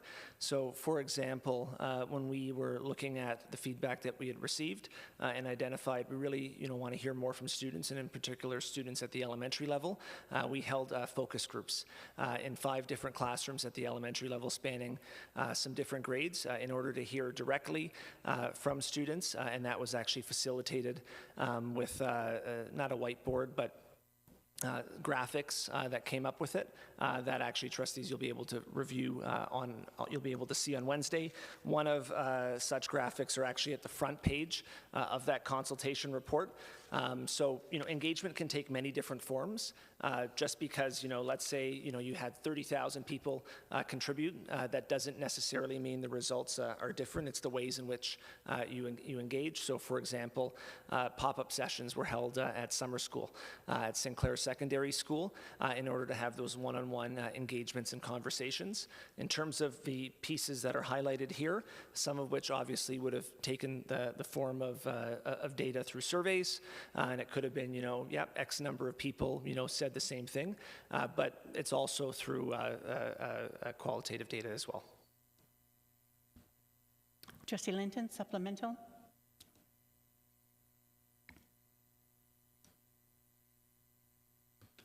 I see no further questions. Thank you for the report and the update. So moving on then to Trustee Cunningham for the professional development report back from her trip, her conference to Ottawa. Face it, fight it.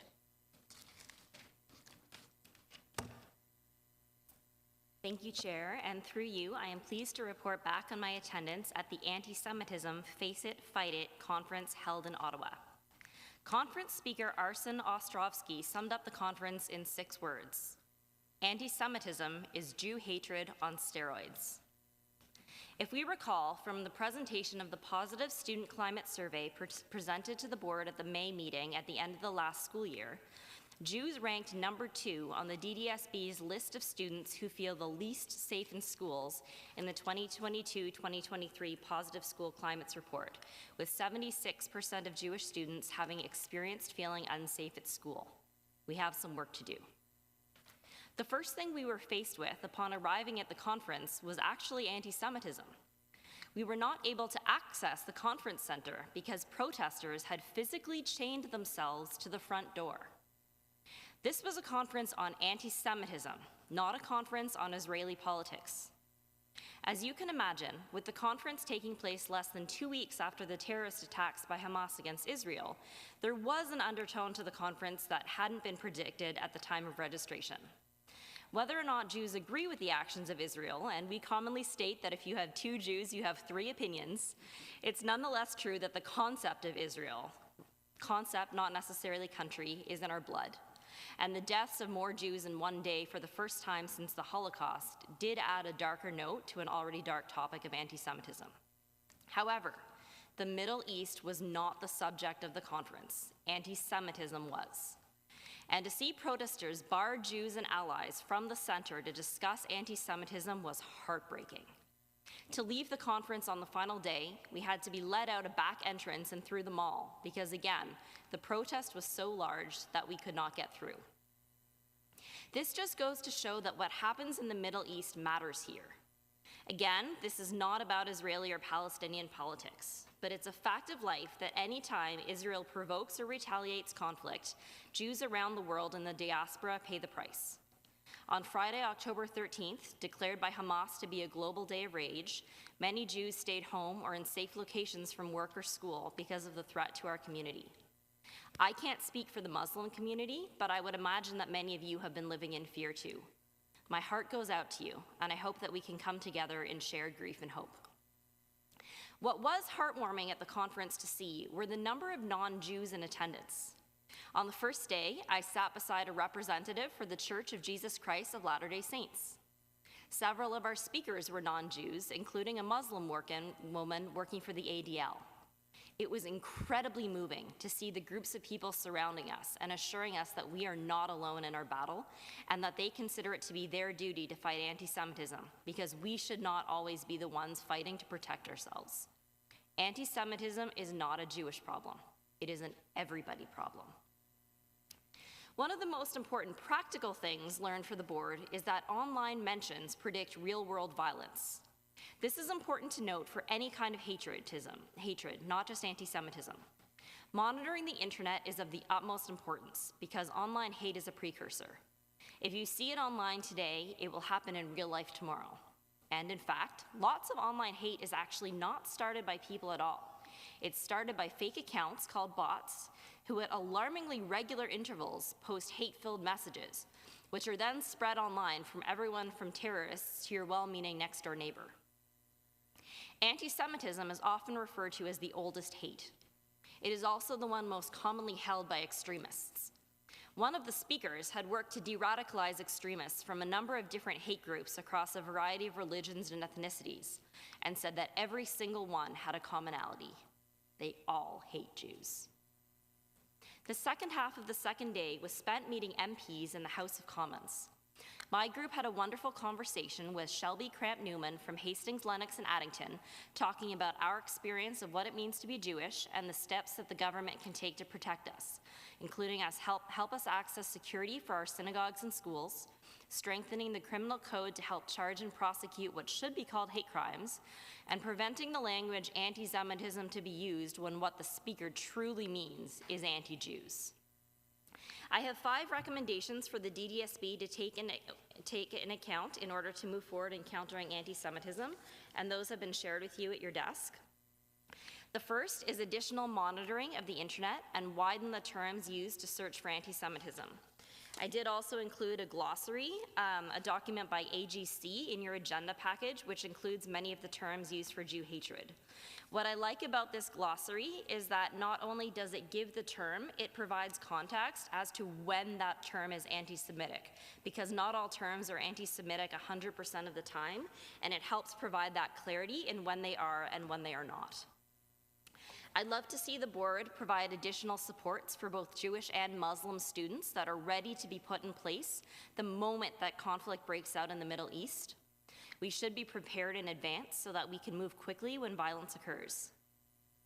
We should have some messaging drafted and ready to go so that any statements can be shared quickly and so that everyone feels recognized and supported. We need to go beyond the Holocaust. So while Holocaust education is of course essential, when it is the only thing taught, it sets an incredibly high bar for what people perceive anti-Semitism to be. We lose sight of the microaggressions and look only for genocide. And lastly, I believe that we should work more closely with the DDSB affinity network Shalom Durham and listen to the lived experiences of Jewish people. By engaging in frequent conversations with the community, we'll be better equipped to catch a rise in hatred early on. Shalom Durham compiles a comprehensive set of resources that could be used as a starting point. The conference ended with keynote speeches from Prime Minister Justin Trudeau, Opposition and Conservative Party leader Pierre Poilievre, Bloc Québécois leader Yves-François Blanchet, and NDP leader Jagmeet Singh. Each one pledged to support the Jewish community, and I hope they will stick to their convictions. I want to thank the board for their support in the fight against anti-Semitism, starting with sending me to this conference. I want to particularly thank Director Williams-Taylor for checking in with me personally more than once during this hard time, and Trustee Stone for taking a principled stance supporting the Jewish community at a time when it is difficult and sometimes dangerous to do so. Your allyship is noted and appreciated. I will end this speech with a quote by conference speaker Hen Mazik: "Being Jewish and alive is a miracle." I won't answer any questions related to Israeli or Palestinian politics, but I would be happy to answer any questions regarding anti-Semitism or the conference itself.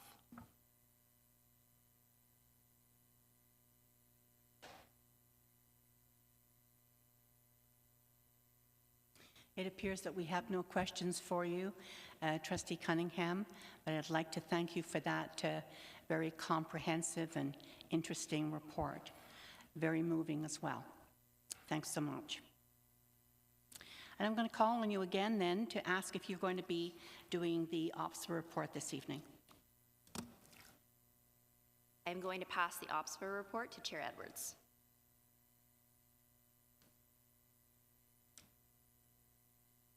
Thank you. The Central East OPSPA region met on Saturday at the Toronto District School Board Centre of Excellence for Black Student Achievement, where we actually had a presentation on how the centre evolved and some of the work that they are currently doing, which is absolutely phenomenal. The other thing, we also had some professional development around special education, best practices and challenges in advocacy. And we had some great discussions as a region on how sharing some of the best practices, but also the challenges that that exist.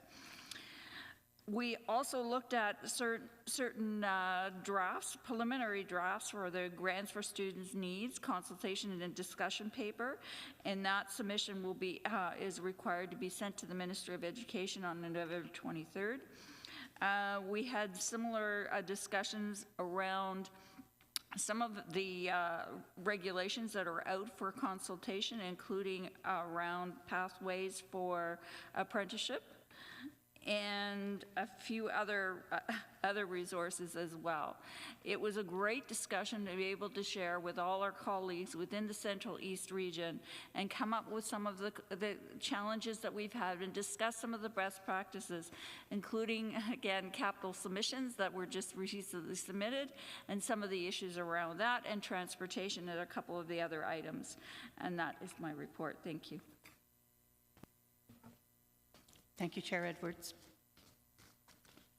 We're coming to the end of our agenda. We have 3 memos here, and the first one is with regards to student excursions and activities. The second one around the Ministry of Education capital priorities process, and the third around the request for DDSB support of Toronto Youth Cabinet statement. If there's anyone who would like to address any one of those memos, I'd be happy to take that now.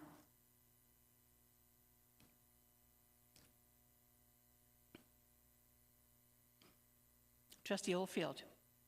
Thank you. So I had a question around the memorandum related to the request from the support of Toronto Youth Cabinet.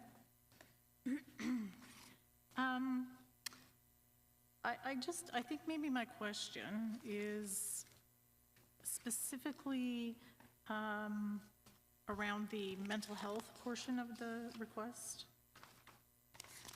And because I see in the staff recommendations that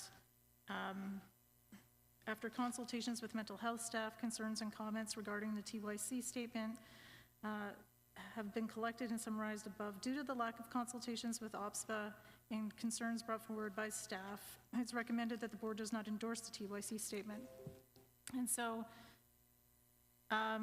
maybe I could get some specifics, because it's not a lengthy report in terms of the length of reports that we tend to get, but a lot of the things don't seem to be contrary to what we support. So I'd like to really know specifically what the concerns were in the report, and how OPSPA have been consulted factors into it? Sure, happy to respond through you, Chair. In the memo itself, there's different headings under expanded mental health supports that provide some commentary on it. So, for example, it's calling on the province to have mental health day for students. The DDSB, we do have mental health days for students right now. Around the collection and reporting of data, the DDSB reports that's already suggested data collection to the ministry. Around screening, mental health staff have identified some concerns around the notion of screening. So I think the point here is that I think we really need to be very careful about endorsing other organizations' statements, which is why we really wanted to have our mental health team go through what that request was and provide the commentary on it.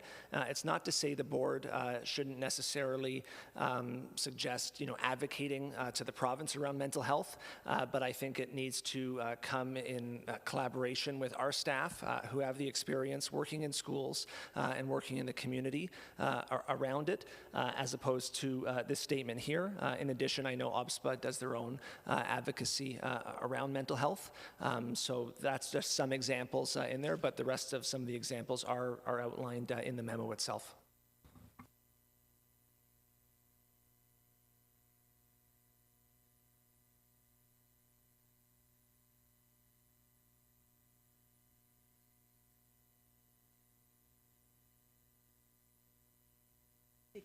Trustee Cunningham?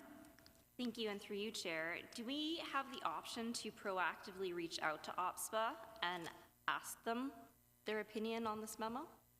We already have done that. I've already engaged with OBSPA around that, OBSPA staff, and that's shared, I believe, in the report as well. OBSPA has their own advocacy around mental health. I don't believe they were consulted around the creation of this advocacy letter to the province by the Toronto Youth Cabinet, so that's where that stands. Again, not to say that we shouldn't necessarily be advocating around mental health, but it needs to, in our view and staff's view, align with A, the work that's going on, what the province is doing already, and C, in partnership and collaboration with OBSPA.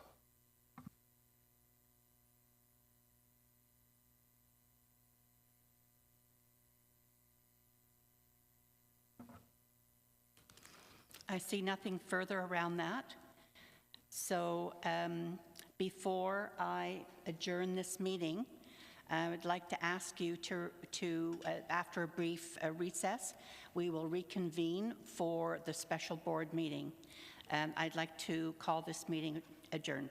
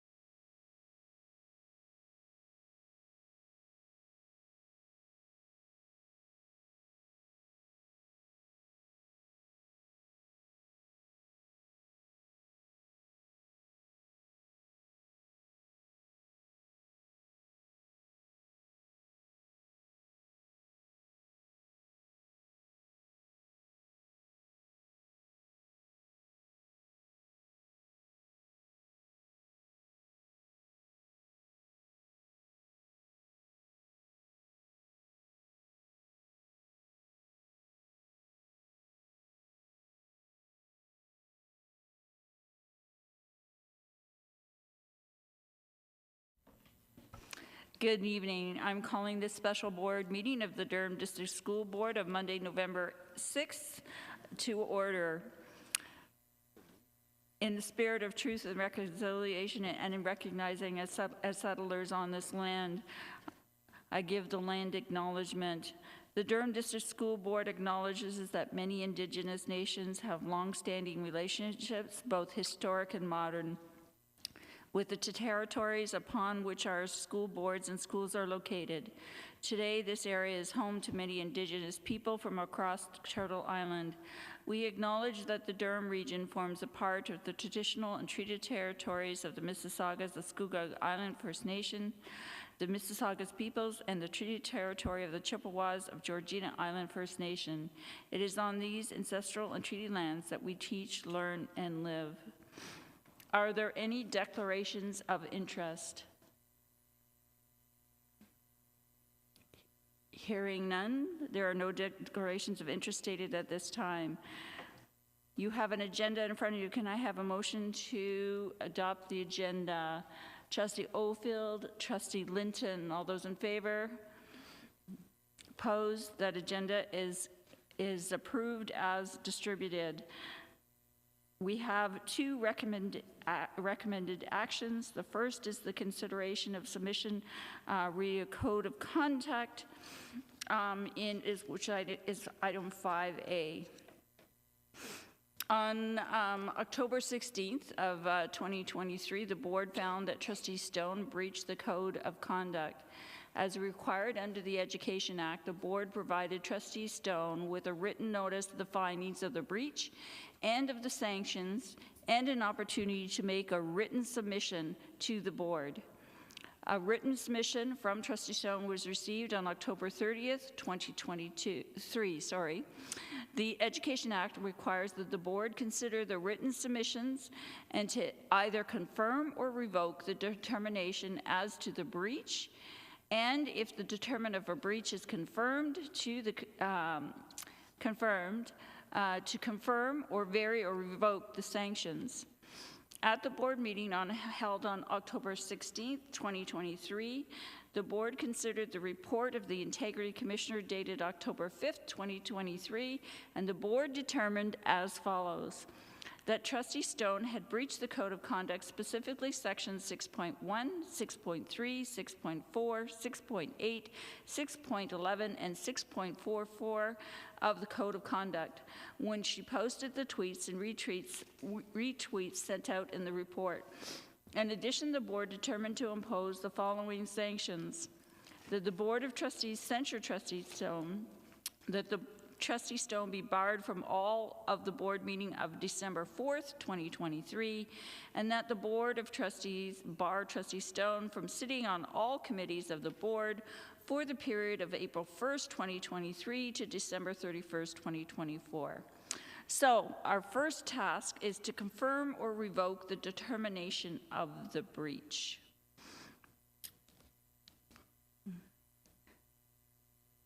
Trustee Oldfield. I move that the board uphold the determination of breach made on October 16th, 2023. We have a motion on the floor. I need a seconder. Trustee Pinello. We are now discussing as far as we're upholding the breach of, that was determined in October. Student Trustee Ben Cameron.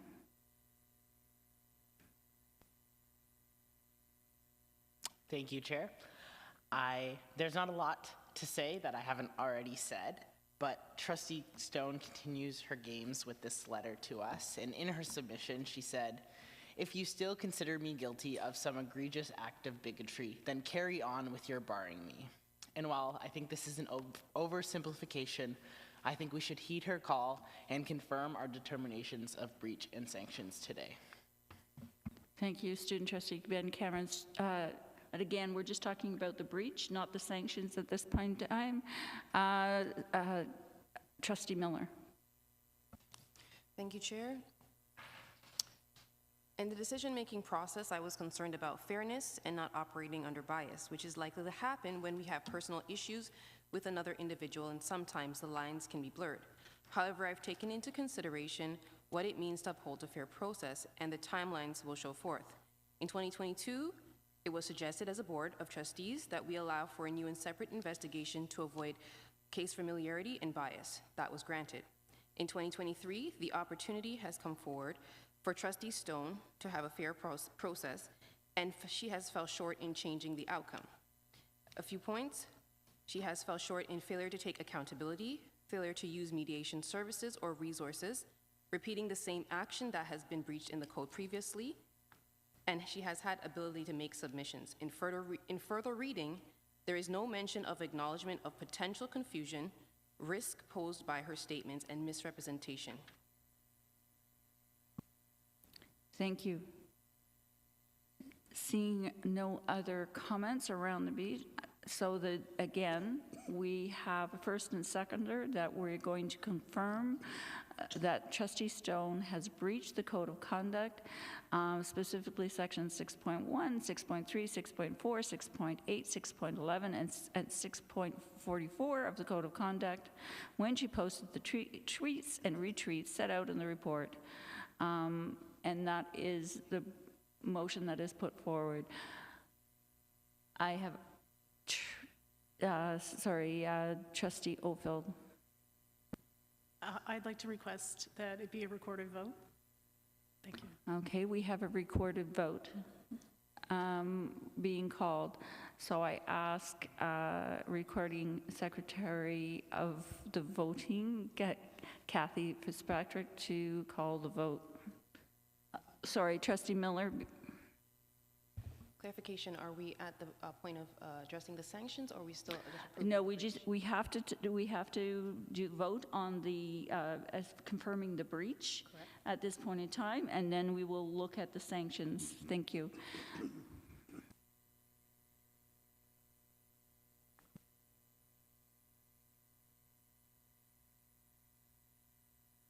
I will now call the recorded vote. Through you, Chair. Trustee Arsenault? Oppose. Trustee Brown? In favor. Trustee Cunningham? In favor. Trustee Linton? In favor. Trustee Miller? In favor. Trustee Morton? In favor. Trustee Oakfield? In favor. Trustee Panelo? In favor. Trustee Thatcher? In favor. Trustee Edwards? In favor. I will now call the non-binding vote with the student trustees. Trustee Cameron? In favor. Trustee Hoare? In favor. Trustee Cassidy? In favor.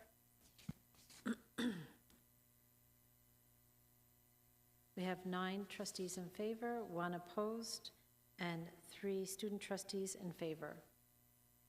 That motion carries. The breach basically stands. So our second duty is to look, determine again the imposed sanctions. We had imposed the following sanctions: that the board trustees censure Trustee Stone, that the Trustee Stone be barred from all the board meetings, from all of the board meeting of December 4th, and that Trustee Stone be barred from sitting on all committees of the board for the period of August 1st, 2023 to December 31st, 2024. I need looking at first a motion, Trustee Oldfield.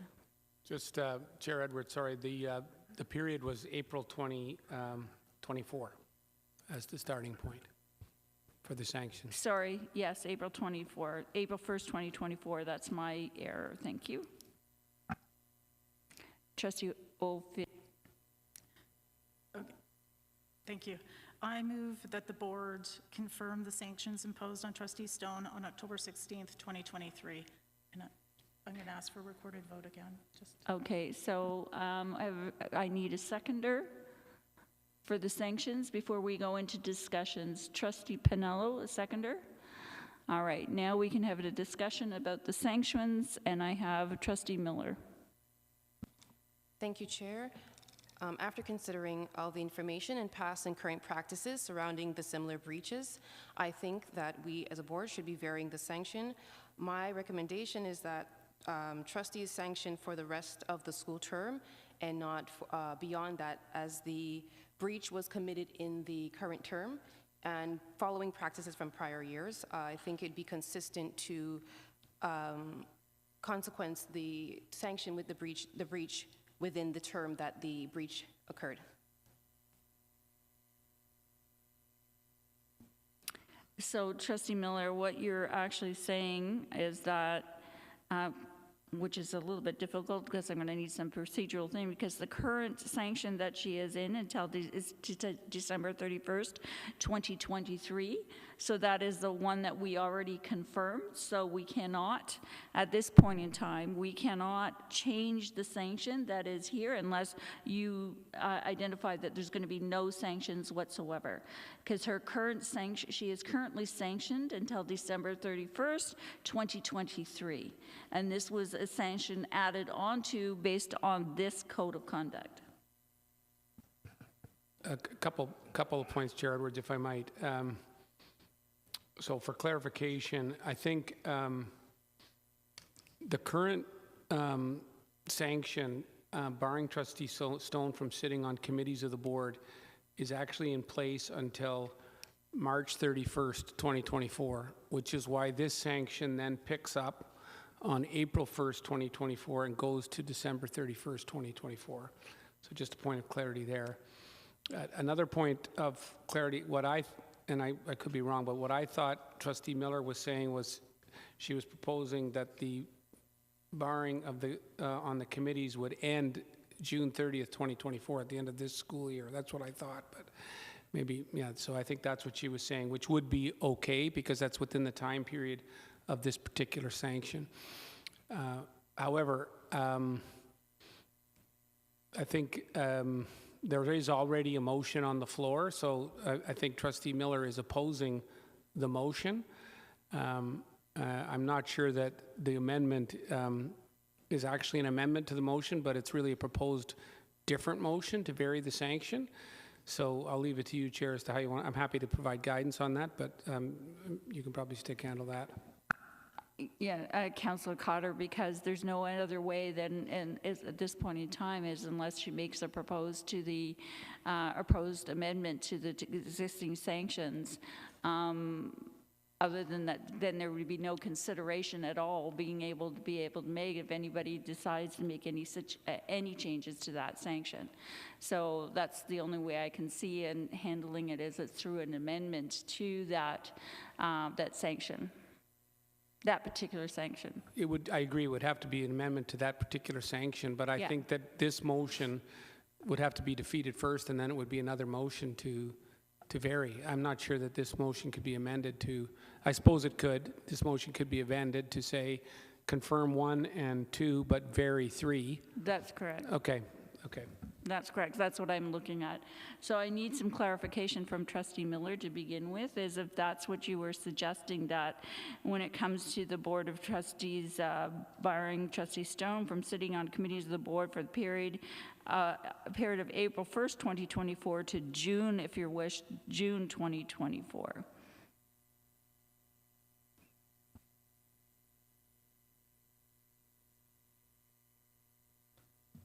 Yes, that is correct. Okay, so that's what so basically what we're saying is that she is asking for that, the motion states that we have 1 and 2 stays, and then in 3 that the Board of Trustees bar Trustee Stone from sitting on the committee. The amendment is from the period of April 1st, 2024 to June 24. That's the proposed amendment to the sanctions at this point in time, and so I need a seconder for that proposed amendment before we have discussion, otherwise it fails. So I need a seconder for that proposed amendment. Okay, Trustee Linton seconds that amendment. So now we're discussing just the amendment, which is to change the time in which she is barred from sitting on the committees from basically the April 2024 to June of 2024. So I am now going to go to my speakers list. I have Student Trustee Ben Cameron.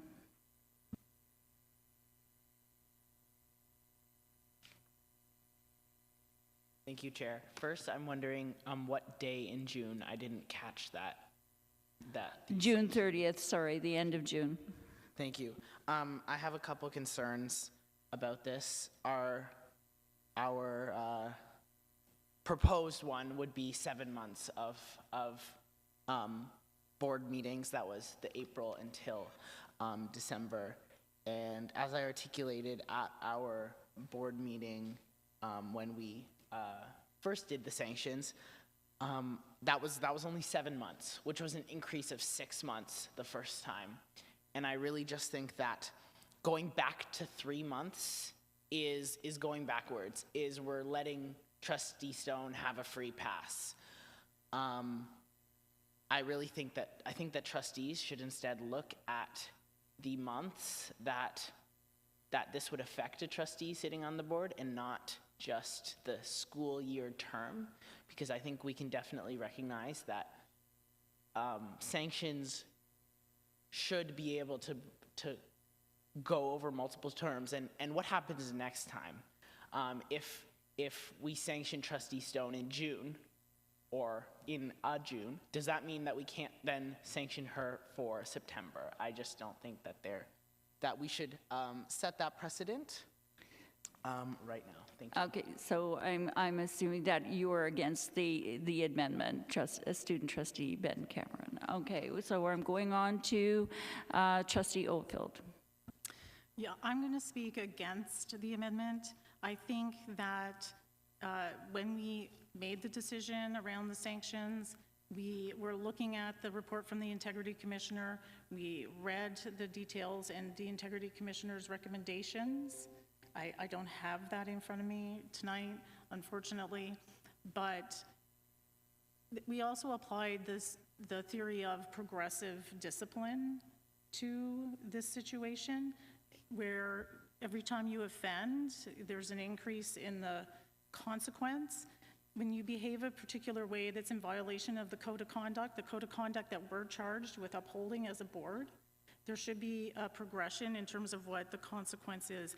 We are here sending a message to students and staff in the community about what is acceptable by our behavior. What we decide to do here as a board sends that message to the communities, to the staff, and to students. And I speak against it because I think that it would be sending the wrong message. It's not about the message to Trustee Stones per se, although I am concerned about that too, that we would be reducing something and sending a message that behavior is okay.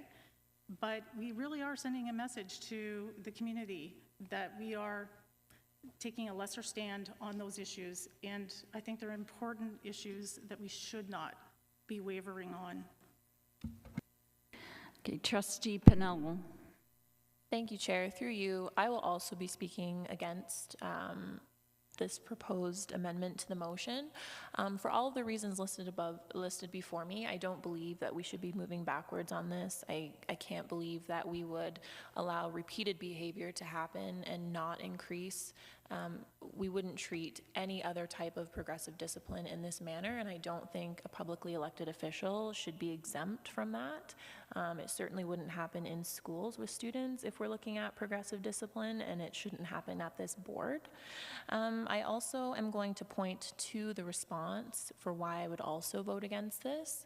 I think it's really important that, and since I was so kindly named along with some of my fellow trustees, that we really look at the wording of this response by Trustee Stone when we're deciding whether or not we are willing to work backwards and roll back the consequences of her actions. And I clarify her actions because we've had this conversation so many times before, and she's had ample opportunity to address and change direction and do the work to understand. She doesn't have to always agree, but certainly to understand where community is coming from. And so specifically on our page 7, she was the first time I believe I was mentioned, where I ignorantly apparently called her unsafe. And so for context, the reason why I'm pointing this out specifically is if I look up Merriam-Webster in the dictionary and I look at the word unsafe, able or likely to cause harm, damage, or loss, not giving protection from danger, harm, or loss, not protected from danger, harm, or loss, and likely to take risks and not careful. And on the following pages, page 9, was again where I was mentioned, where I refused to provide Trustee Stone with the names and details of people who had reached out with concerns of the comments she was making, some of which were students who are minors who have no business being essentially doxxed to a trustee.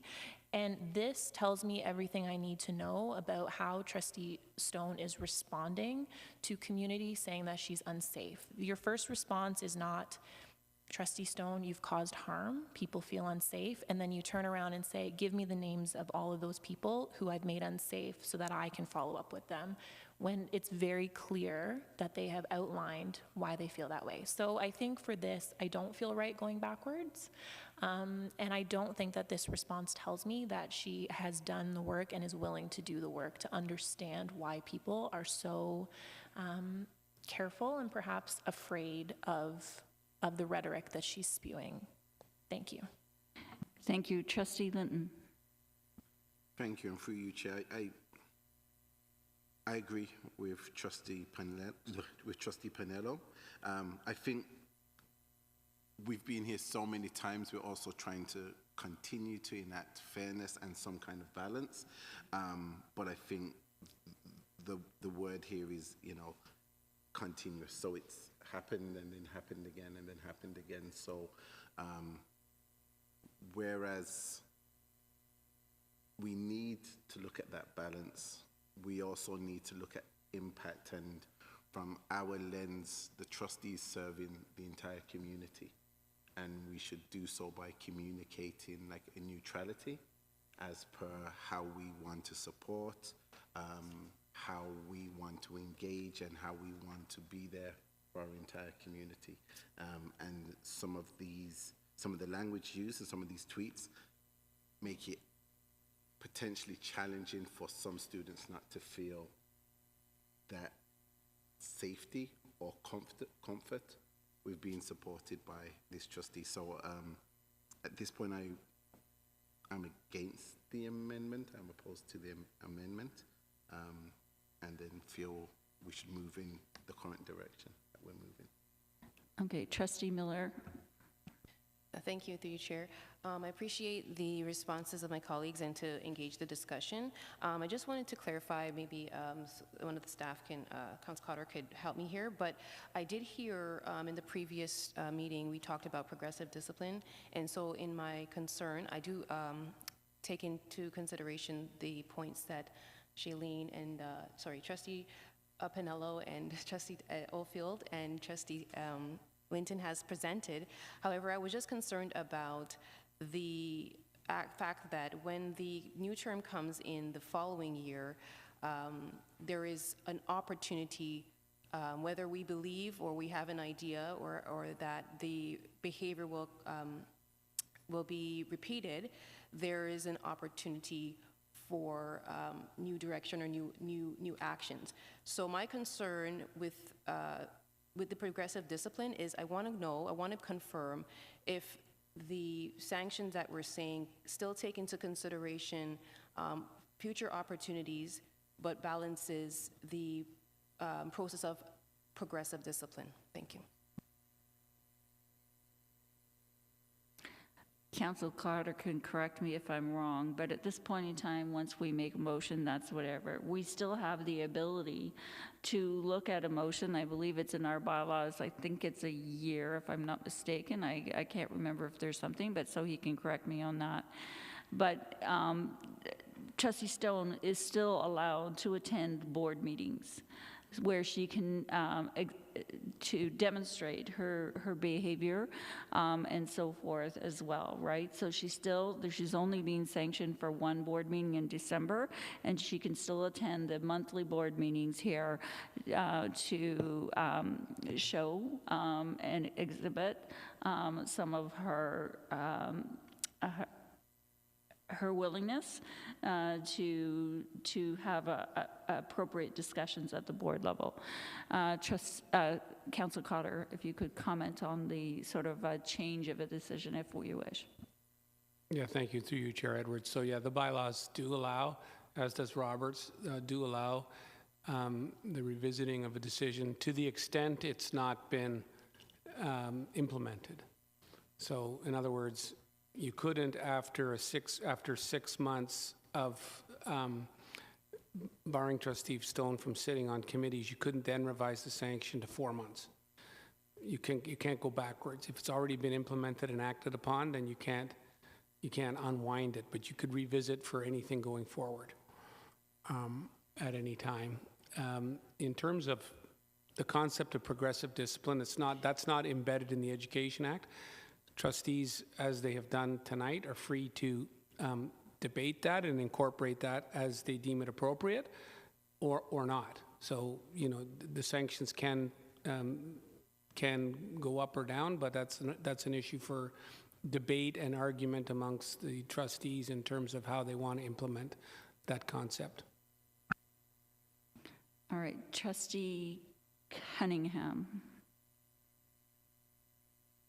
Thank you, and through you, Chair, I just wanted to speak to the idea of looking for a change in behavior. I think this response actually answers whether or not we're going to see a change in behavior. So I'm not personally worried about feeling the need later to change the sanction if behavior changes, because I think Trustee Stone is telling us here that she stands behind what she said and continues to feel this way and will continue to post the same types of content. So whether we choose to shorten the sanction or whether we choose to keep it at the same duration, I don't think we're likely to see a change in behavior, and I think she's telling us quite plainly that she doesn't plan to change anything. All right, again, we're discussing whether we're going to approve the amendment. And Student Trustee Ben Cameron, you have already spoken once around and you can speak again, but if you have anything to add as far as, because you've already said you would not vote for the amendment. If you have anything else to add?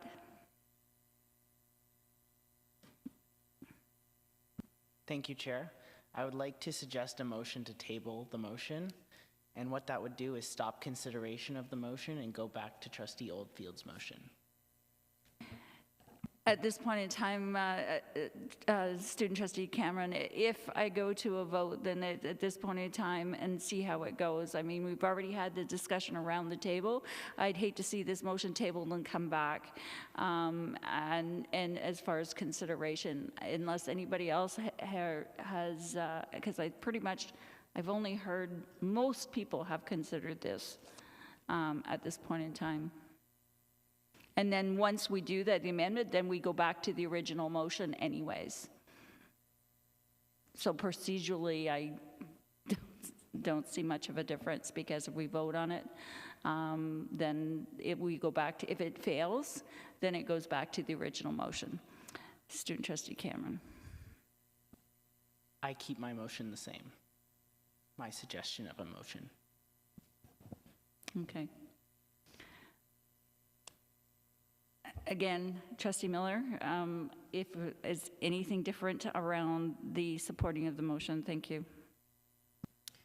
Again, in consideration of the response from Council Cotter and the trustees around the table, I think that I would like to remove the amendment if that is possible, and I'll give my reason why.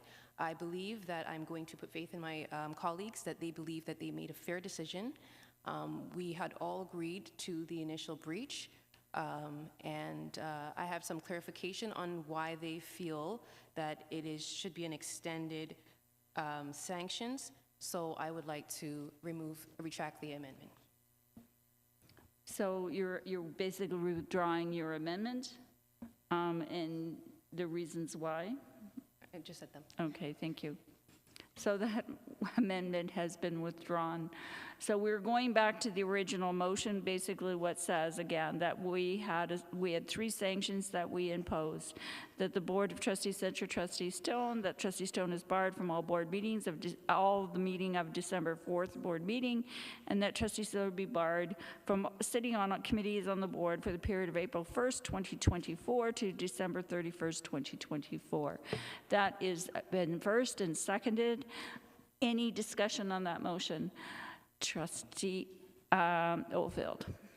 It's been a while, and I can't remember if I requested it be a recorded vote, but I think I did, but I'm not No, sure. you didn't, and so now we have that request for a recorded vote. So now I'm going to move on to the, I don't see anybody other hands up, so I'm going to go for the recorded vote.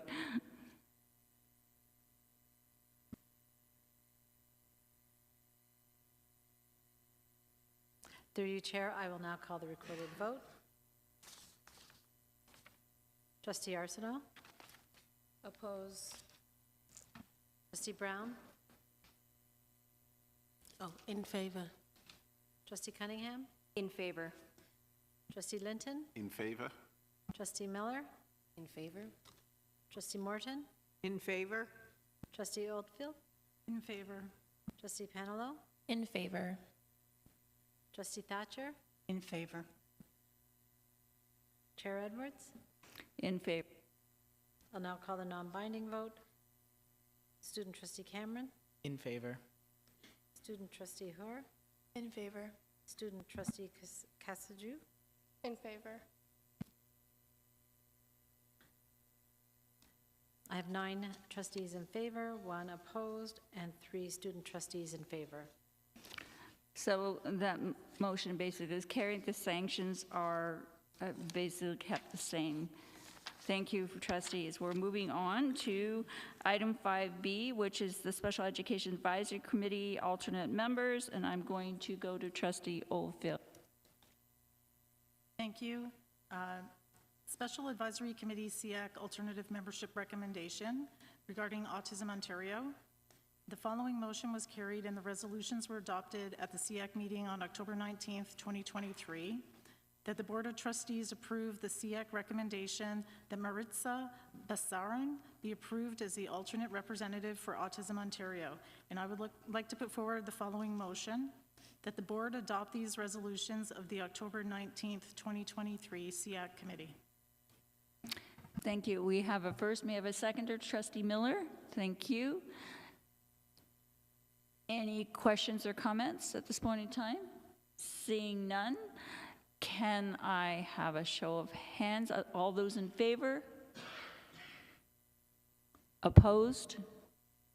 That motion carries. That brings us to the end of the items on this agenda, so I have a motion to adjourn. Trustee Cunningham, Trustee Morton, the meeting is adjourned. Thank you.